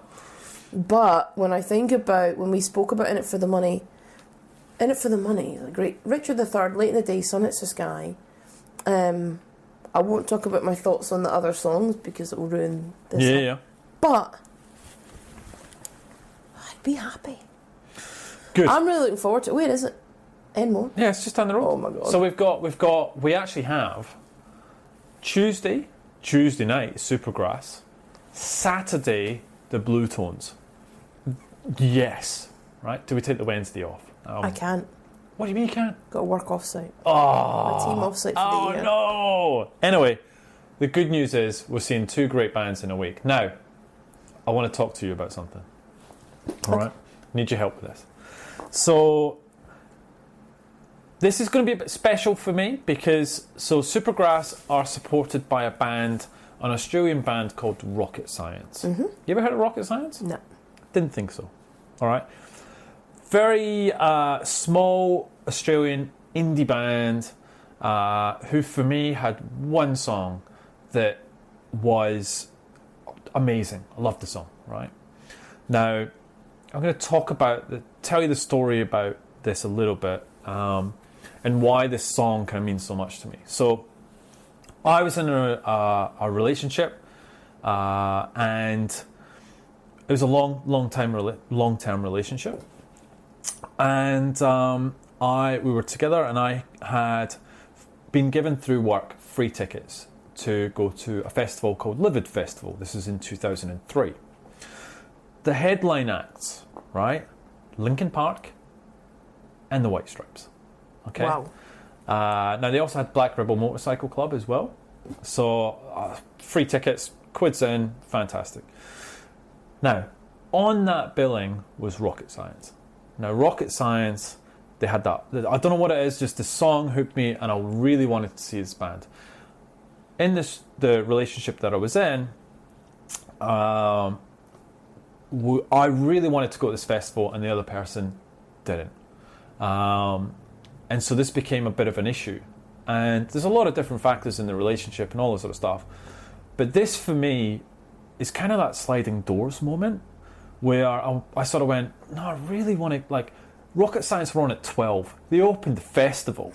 You know what I mean? So Band. I'm screwed, right? So I'm like, I really want to go see this band. It's free tickets.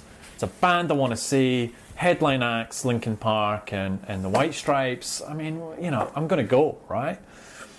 And so I went, right? And ultimately what it did was it changed the dynamic of the relationship.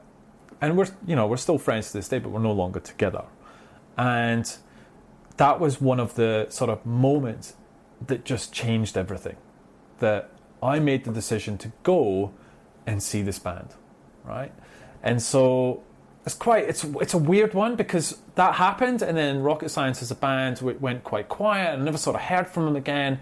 And so when I saw Supergrass supported by Rocket Science, I went, bang, that literal... Takes you straight back. That band, that song, that gig, literally it's a sliding doors moment to what has happened now, right? So what I'd like to do, if it's all right with you, is I'd like to play the song. I would love you to play that song. All right. So this is Rocket Science. They're Australian band. They're supporting Supergrass. This is Being Followed.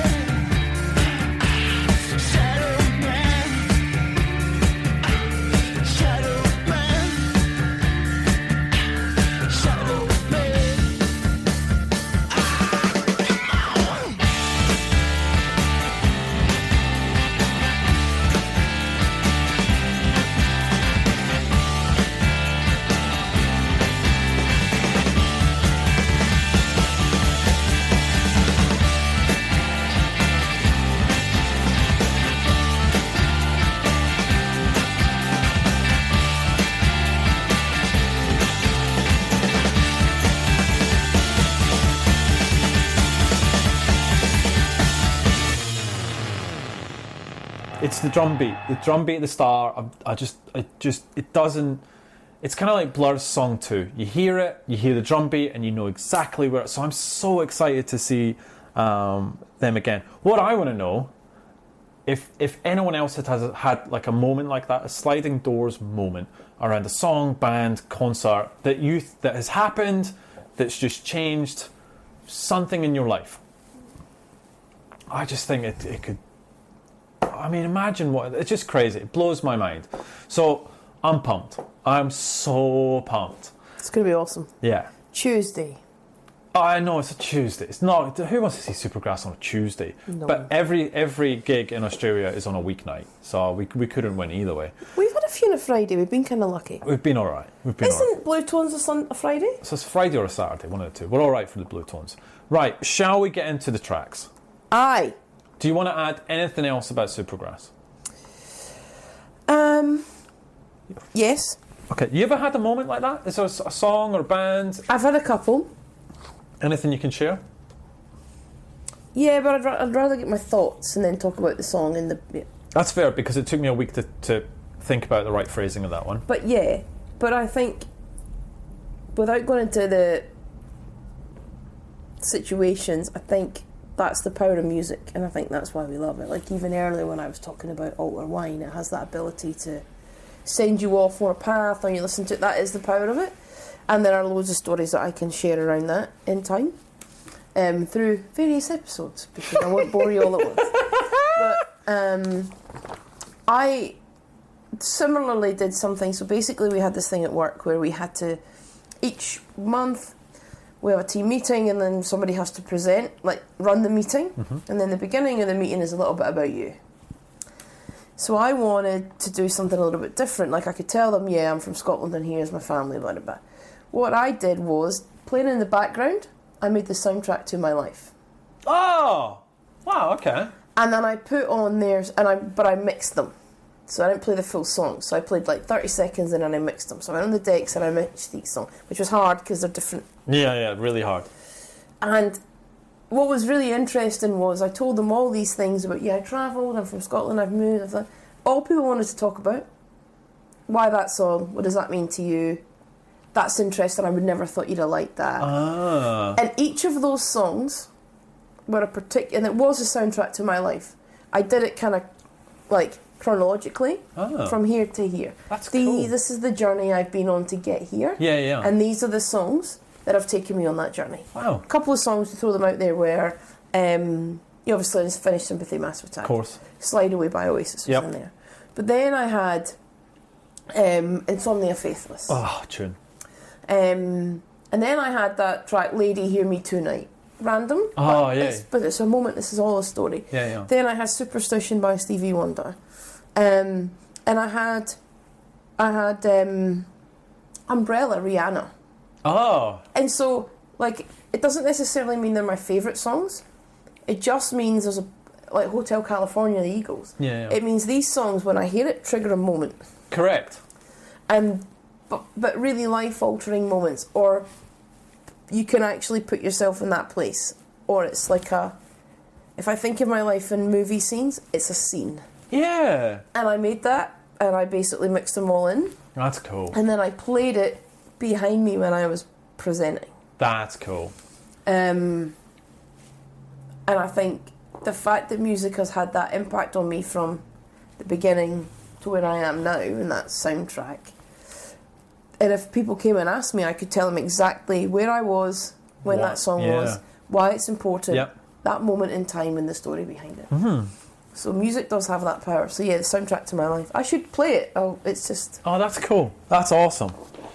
Let's get into the songs. The album kicks off with Tales of Endurance Part 4, 5 and 6. Where's 1, 2 and 3? Hopefully it would have been better. Really? Not a good start. Bollocks. Oh, sorry. Totally disagree with you. I could not disagree. So can I... this is my words. I like it. I struggle with it. It's too long. Right, okay. So I struggle it for 2 parts, right? Well, sorry, one... I'll read it. Wow.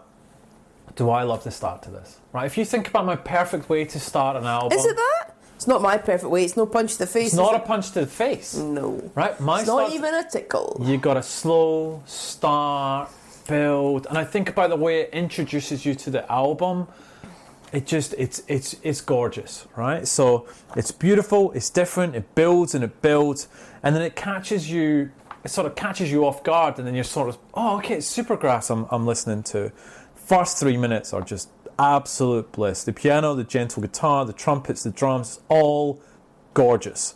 Now, at the 3.5 minute mark, they change into full-on Supergrass mode. It's like they flick the switch and you go, this is this different sound, and then they flick the switch and you go, you're back in, this is, hey, we're Supergrass. Just so you know, we're doing all this other stuff, but we're Supergrass. And I like it, but I don't like it as the bit before. Because it's unique, it's different, and I go, I like the fact that it doesn't feel like Supergrass. This is brilliant. And then they flick it and you go, I'm listening to Supergrass. But you know what? I think it's a strong start to the album. You know, they even reference it in the lyrics, right? The lyrics are, we hail commercial suicide, kiss the love you leave behind, and let it bother you while you do what it takes to get what you can, right? So the lyrics even say, you know, this is commercial suicide, you know, but we're going to do it anyway, right? Only other thing, it feels like 2 parts, not 3. Yeah. And it ends a bit suddenly. But I tell you what, this is, it's special. Go on. What don't you like about it? It's too long. You think it's too long? Yeah, it starts off really well, and I'm like, oh, this is different. I kind of like it. I don't dislike this. I just don't know if it's the best starting to the album, because I kind of go, it's a bit long. It's like nearly 6 minutes, and I'm like that. Oh God, it's a bit much. But should we play it? Yeah, it deserves to be played. Okay, cool.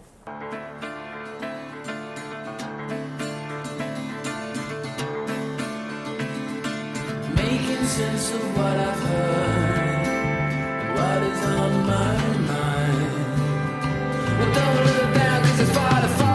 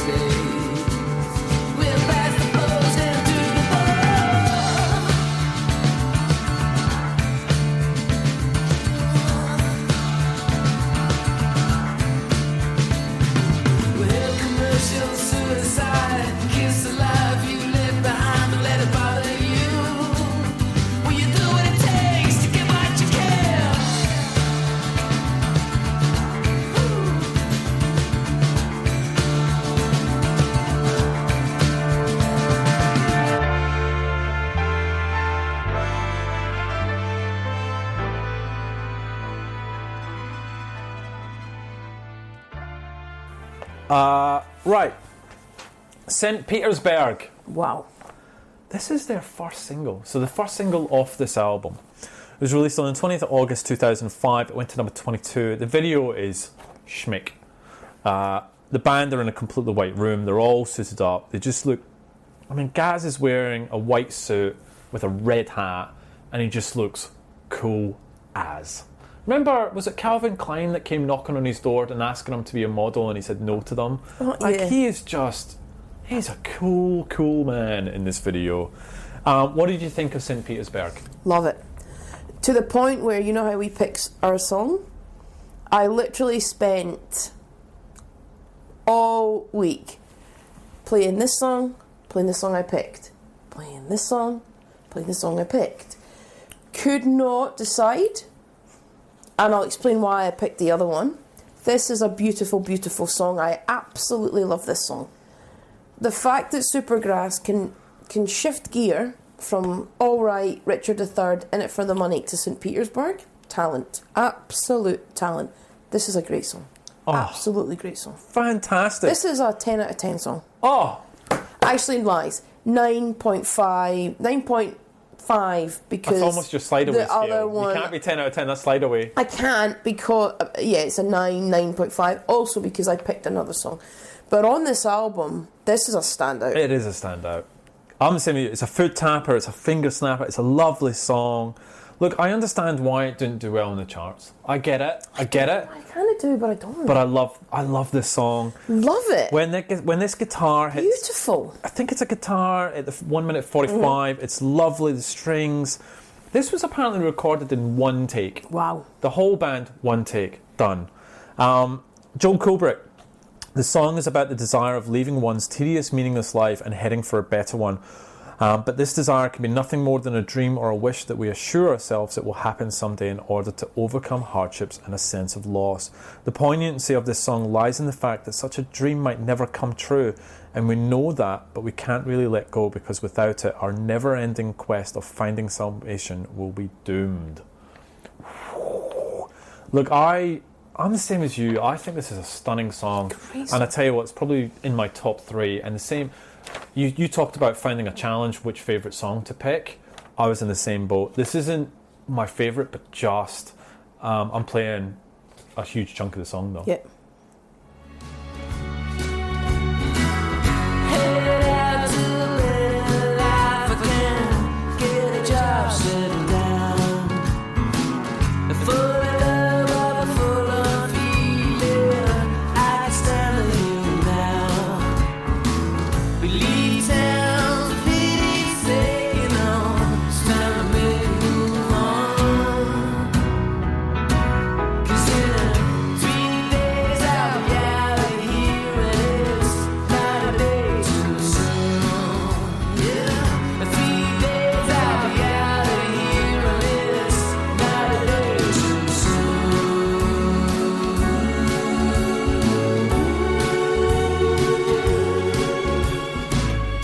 Sad Girl. Good song. Look, for me, this sounds a bit more like Supergrass Yeah, of old. yeah. Gaz's voice is brilliant here. There she goes, walking out the front door. Oh, just... Far more Supergrass. It's way more, it's more, it's familiar. It's more Supergrass. It's a good way to come after St. Petersburg, though. Yeah, I'm happy with it. Walking out the front door, you've only got yourself in deep. Daily life driven to a cold heart. The only God you know is greed. Now, D-Mad on Song Meetings, he's reaching, but I reckon this might be about Kate Moss. It's all about a model of some description getting into trouble, being seen walking out the front door. Around the time the song was written, she was always in the paper coming out of her house or some nightclub and was in trouble for taking drugs or generally being wayward.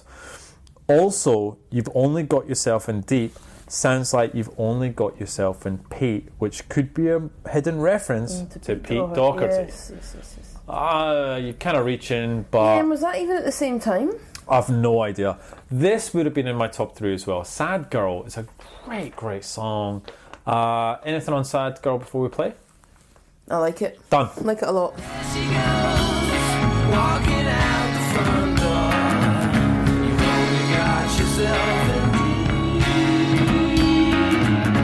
daily life, driven to a cold heart. The only God you know is greed. There's people in my head that goes, break out the band, man overboard. See how it works. Run out of cash, get out of bed, call out the dogs, take out the trash, stay out the sun, out the trash, cap the ladder, sit on the fence, you got blood on your hands, run out of luck, lay down your arms, cut on your back. Roxy. Hate it. What? I don't like it. Oh, I what? don't like it. Why don't you like it? Because I said so. What do you don't like about it? I don't like it. Because, right, hard. I don't dislike the track, but Tales of Endurance for half of it is great. St. Petersburg is amazing. Sad Girl, I really like it. Roxy's a little bit annoying. Really? It's not at the same level. Not a bad song. If you want to play it, I'm not going to have a breakdown about it. But it's not... It's a little bit of a letdown. Really? Yeah. This actually, look, see, this is where I've been flip-flopping. I've been flip-flopping between this song and another song to play because I think it showcases the album. I like this song. I think it's a great song. The break at 2.5 minutes with the strings is lovely and sad. The second half to where it slows down and it builds. It's quite an emotional song. I think it's really good. Hello, my honey, my beautiful friend.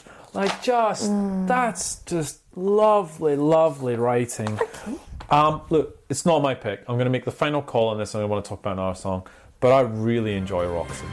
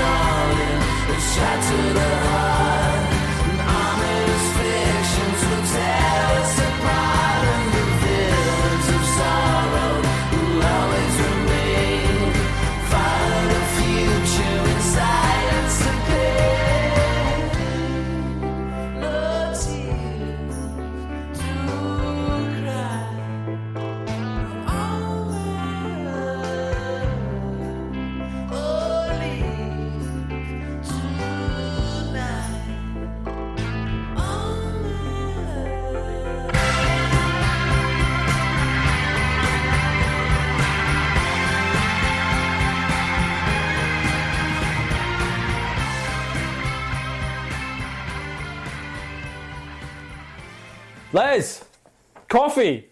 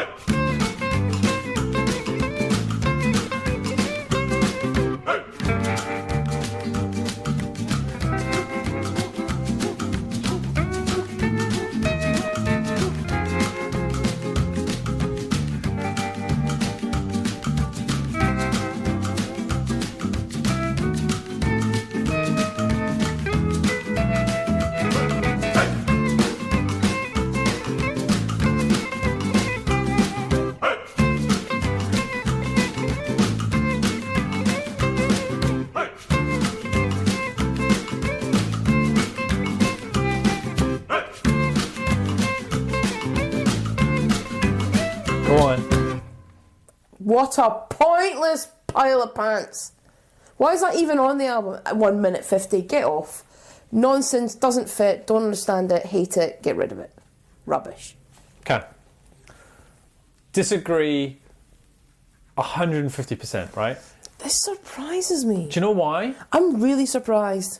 The album is really deep, it's really moving, it's really emotional, and then this is an interlude that just makes you happy. If you do not... Does not make me happy. How can you not smile when you hear that song? Like this. I don't... it's just something so... I honestly, it makes me smile because it has no place on the album, and I love Supergrass for doing it because it just genuinely makes me happy when I hear it. You're so weird. If this was an album I loved and there was a random thing in the middle, pointless, don't understand why they did it, why is it there, doesn't make any sense, minute 50, pointless. You're so weird. Love it. Road to Rouen. What a song. Now, so let me explain. I was in between St. Petersburg and Road to Rouen. This will be the song that I pick. Got it. The reason I landed on Road to Rouen is there are so many times that we talk about albums where the title track doesn't live up to the fact Good call. it should be a title track. This does. This is what a title Do you track think this should is the be. best song on the album? Yes. Really? By a million, not by a million miles, by 5, because I like St. Petersburg. But 0.5. the title track on the album can sometimes be like, oh, that's the title track to the album. Yeah, I know how you feel. How many times have we said that? Oh, what's the Right. story, Morning Glory? This, no, but this.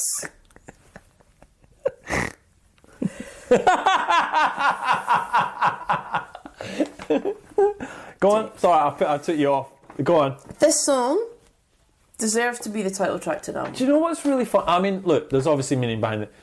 I actually think that this isn't that good a song. I mean, I like it, but I don't think it's the best song on the album by my a country God. mile.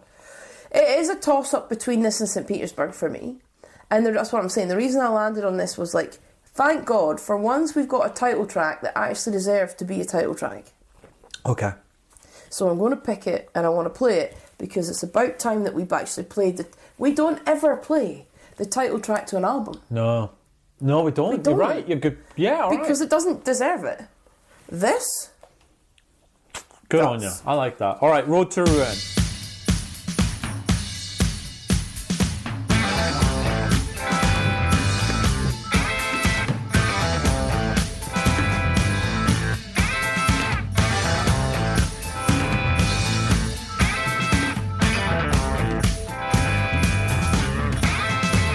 There's damage out there someplace. You gotta step aside.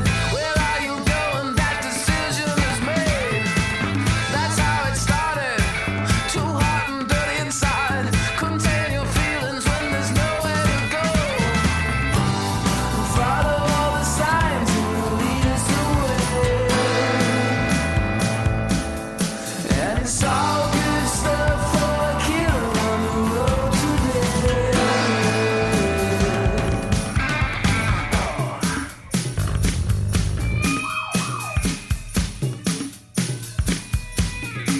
Turn off your television to be the hatchet man.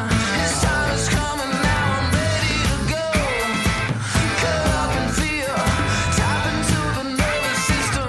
Retrieve your message. Tell me what do I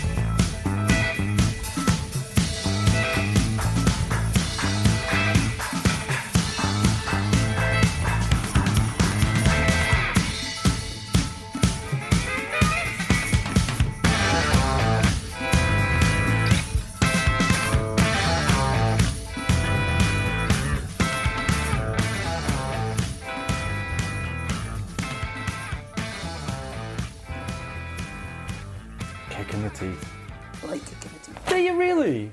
Like it. I don't like it. Do you not? No, I thought, look, it's all right, but not brilliant. Look, the chorus feels like it's vintage Supergrass. However, Yeah, it does.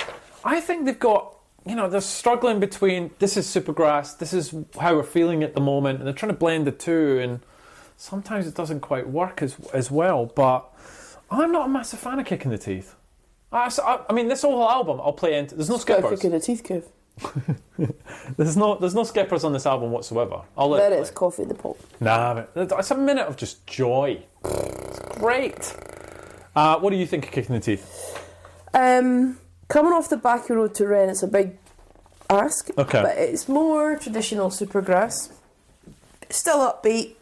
You're still in that upbeat mood. Because Road to Rennes is quite... Yeah, it is. And it keeps you there. Yeah. And I go, oh, yeah. So it keeps you on that journey. Yeah, okay.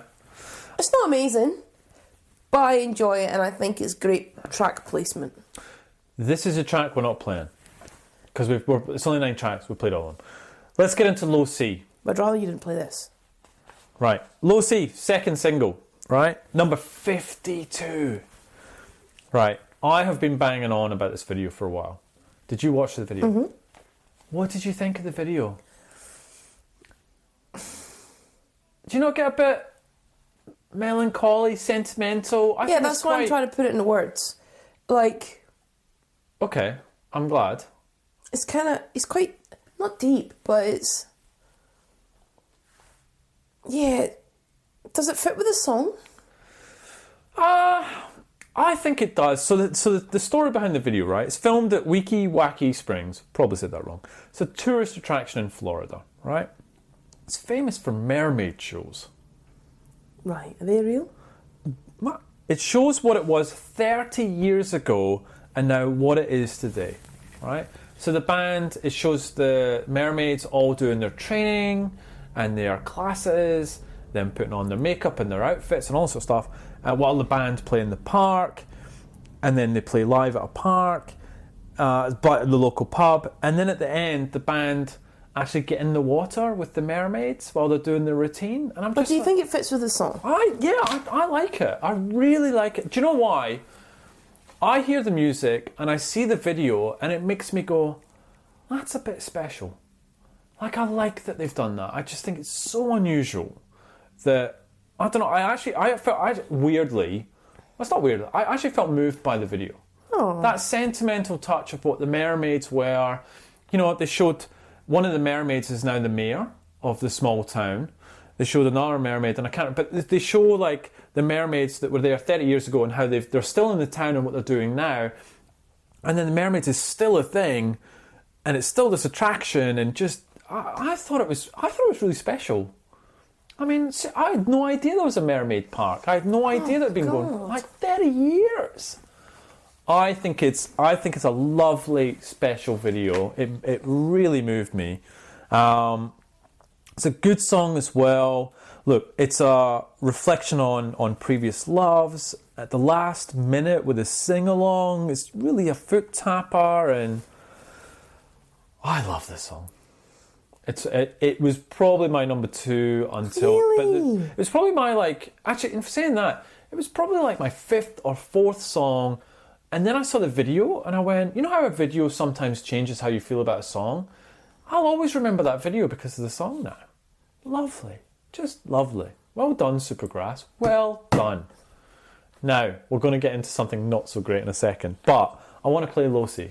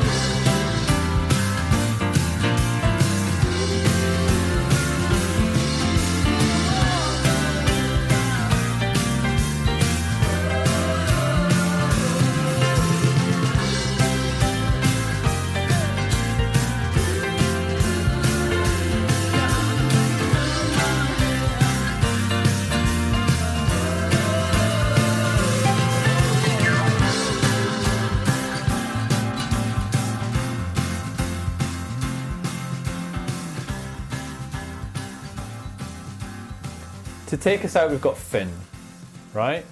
Now, Finn, That ain't no hurrah. that's the third single. So let's park that for a second. Didn't chart. I don't suppose you've seen the video for this. No. It's black and white. Gaz sings over footage of fairground rides, mountains and trees. It looks like it's filmed on an iPhone. Like it's such... You come off St. Petersburg, low C, and then you come into this and you're like, that just feels like a phone-in job, this video. It just doesn't... Supergrass are well known for the videos, and this feels like an afterthought, actually. This song, look, it's a nice end to the album. It is definitely no hurrah. No. It is definitely. But I tell you what, the lyrics, right? I hold it all to the love in her eyes. Lord knows I can feel her, see her in my mind, and her spoken words ring through my head. Though I'm lost, I can hear her calling me there. You know, so beautifully written. The video doesn't stand up. It is a sad, somber way to end the album, which kind of fits. So we'll play that to take us out of the episode. What did you think of Finn and the end to the album? Sad end. Sad end. As in sad disappointing, or is it a sad song? Both. Okay, cool. Like the song, don't mind the song, shouldn't be the end. Okay. Shouldn't be the end. It's you've taken us on this journey. Like there's been lots of different musical styles in this album. Mm-hmm. It's a disappointing end. Okay. I'm sure there was something else. And I know it's surprising because I don't usually say it. There are not enough songs. You've never said that. I felt it with this album. Did you? I felt it with this. Normally I'm like, what's he talking about? Who cares? But I'm like, You got to the end and you went, wait, that can't be it. that can't be it. Really? That's how I felt. There should be another song or two songs after Finn. If you gave me, genuinely, because I like this album more than I thought I would. Good. Genuinely do. If you gave me another similar amazing track like Road to Rouen to end it, so you give me 10 songs. So you give me all those tracks, and then you've got Finn, and you're like, every album has that kind of, like, that song. If you then give me the song to end, I feel like I've got a complete album. I was still waiting for the album to end in my brain. Oh, that's sad. Okay. Yeah, that's where I'm at with that. Okay. Reviews? The Gister. 1 out of 5. How could they do this to us? Where's all the energy? Where's all the tunes? Saw them live at the Melkweg in Amsterdam last night, right after the release of the CD, and I left before the end. Horrible acoustic gig with bongos and slow, dull versions of their great hits. The album title is obviously a wordplay on the Ramones' Fourth, but never were they further away from punk than this moody affair. Wake up from your midlife crisis, Gaz. You're just 29. Grampus. Oh, what's he got to say for himself? Well, it's not quite the novel usually, but there's a bit into this. There's a whole world of difference between Road to Rouen and Supergrass debut I Should Coco. About the same difference as Simon Cowell recognising a musical talent as apart from some poor slob who'll turn him a fast buck. Anyone coming to this album expecting the breezy pop of It's Alright will leave puzzled and frustrated. In fact, anyone presented with the album without any means of identifying the artist would be hard-pressed to recognise that this was Supergrass. That's a good point. Would you, if I didn't tell you this was, would you recognise Supergrass? Sad Girl I would. A little bit of Road to Rouen I might. Mm-hmm. St. Petersburg, not really. 50-50. 50-50. So he continues on. I don't know whether it's a consequence of buying so much stuff, but I'm constantly being surprised every time a new album of theirs is released. I've forgotten they existed, or at least presumed they'd called it a day. But for all its variation in scope, Road to Rouen fails to engage. The problem is, by the time you've grown accustomed to a musical style, along comes something completely different, and none of the tracks have that extra sparkle, excepting Coffee in the Pot to give them a distinctive edge. By the time the next Supergrass album comes along, I'll have forgotten all about Road to Rouen, and sadly this time it won't solely be down to Supergrass's ability to hide in plain sight. 3 out of 5 from Grampus. 5 out of 5 from Jan Freedom. A piece of art. Handcraft, artful, not hectic or overblown, fancy smancy. It's just an album with solid structure and quality. And while not all of the song propel us into top-notch catchities, and it's not as energetic and stomping as their previous album, Life on Other Planets, it's a strong container of solid, aware, and very well-structured music. Not every song is a frantic party full of energetic flow, but getting through these carefully put arrangements and to hook yourself onto these solid grooves leaves you with so much more. It's such a rewarding album. What's your thoughts? Is this a brave album? Do you think this was a brave album for Supergrass to do? But I do think it's a brave. I think any band that goes and tries to change its musical style is brave. Maybe not sensible, but brave. And I think they're one of the bands that actually did it okay. Like, when you get other bands... Because what they did was they've changed their style, but not completely dramatically. Like, it wasn't like a R&B album. But they went... It's when bands go like full throttle the other way and you're like, what are you doing? Yeah, like, okay. That's not... You're not good at that. Why would you even try? Yeah. They've changed their style, but they're good at it. Is this my favourite Supergrass album? No. Do I like the album? Yes. And so if it was any other band, if we were doing, say, Les Says, and that was an album that we reviewed, I'd go, good album. I would give this album a 7 out of 10. Oh, that's pretty good. Which is what I do give this album. Okay. This is a 7 out of 10 for me. Because when it's good, it's brilliant. There aren't any... I know that Coffee in the Pot for me, I hate it. Everything else, there is no hate. I don't have any hate. I don't have any skip. I skip Coffee in the Pot because I go, you're interlude and you're pointless and I don't understand you. Just get away from me. Go to the next song, please. Sad Girl, would never skip that. Roxy's not my favourite. It nearly gets skipped, but I don't. Okay. St. Petersburg's amazing. Road to Rouen. I don't skip Finn. I'm just hoping there's a song after it. Yeah, and every time I'm disappointed. Okay. I'm an 8 out of 10. Okay. It's a solid 4 out of 5 album for me. It's something special, and I hope that everyone takes the time to listen to it because I think Supergrass created something quite unique, and they're really brave, and they were going through so much shit at the time. Good on you. Good on you. Good on you. Right. You ready? It's me now. It's your choice. Woo! Down, down, down, down. Boo, boo, boo, boo, boo. Down, down, down, down. Boo, boo, boo, boo, boo. What is it? It's Kasabian. Hey! Pumped. What an album. In your face. If I said an album that reflected my personality, it's got to be this. So this is Kasabian's debut, right? Yeah, I love it. Absolutely love it. Okay. So next episode, Kasabian's debut album. Do you think... Ooh. Down, down, down, down. Oh, sorry. Do you think it holds up? Yes. Andy, 100%. thank you so much, Andy. That was Thanks, a Andy. really, really good episode. Thank you for that. And next week, back to Les, Kasabian's debut album. You're pumped already. We're Britpop Banter on Facebook and Twitter, or email us. Bye. Bye.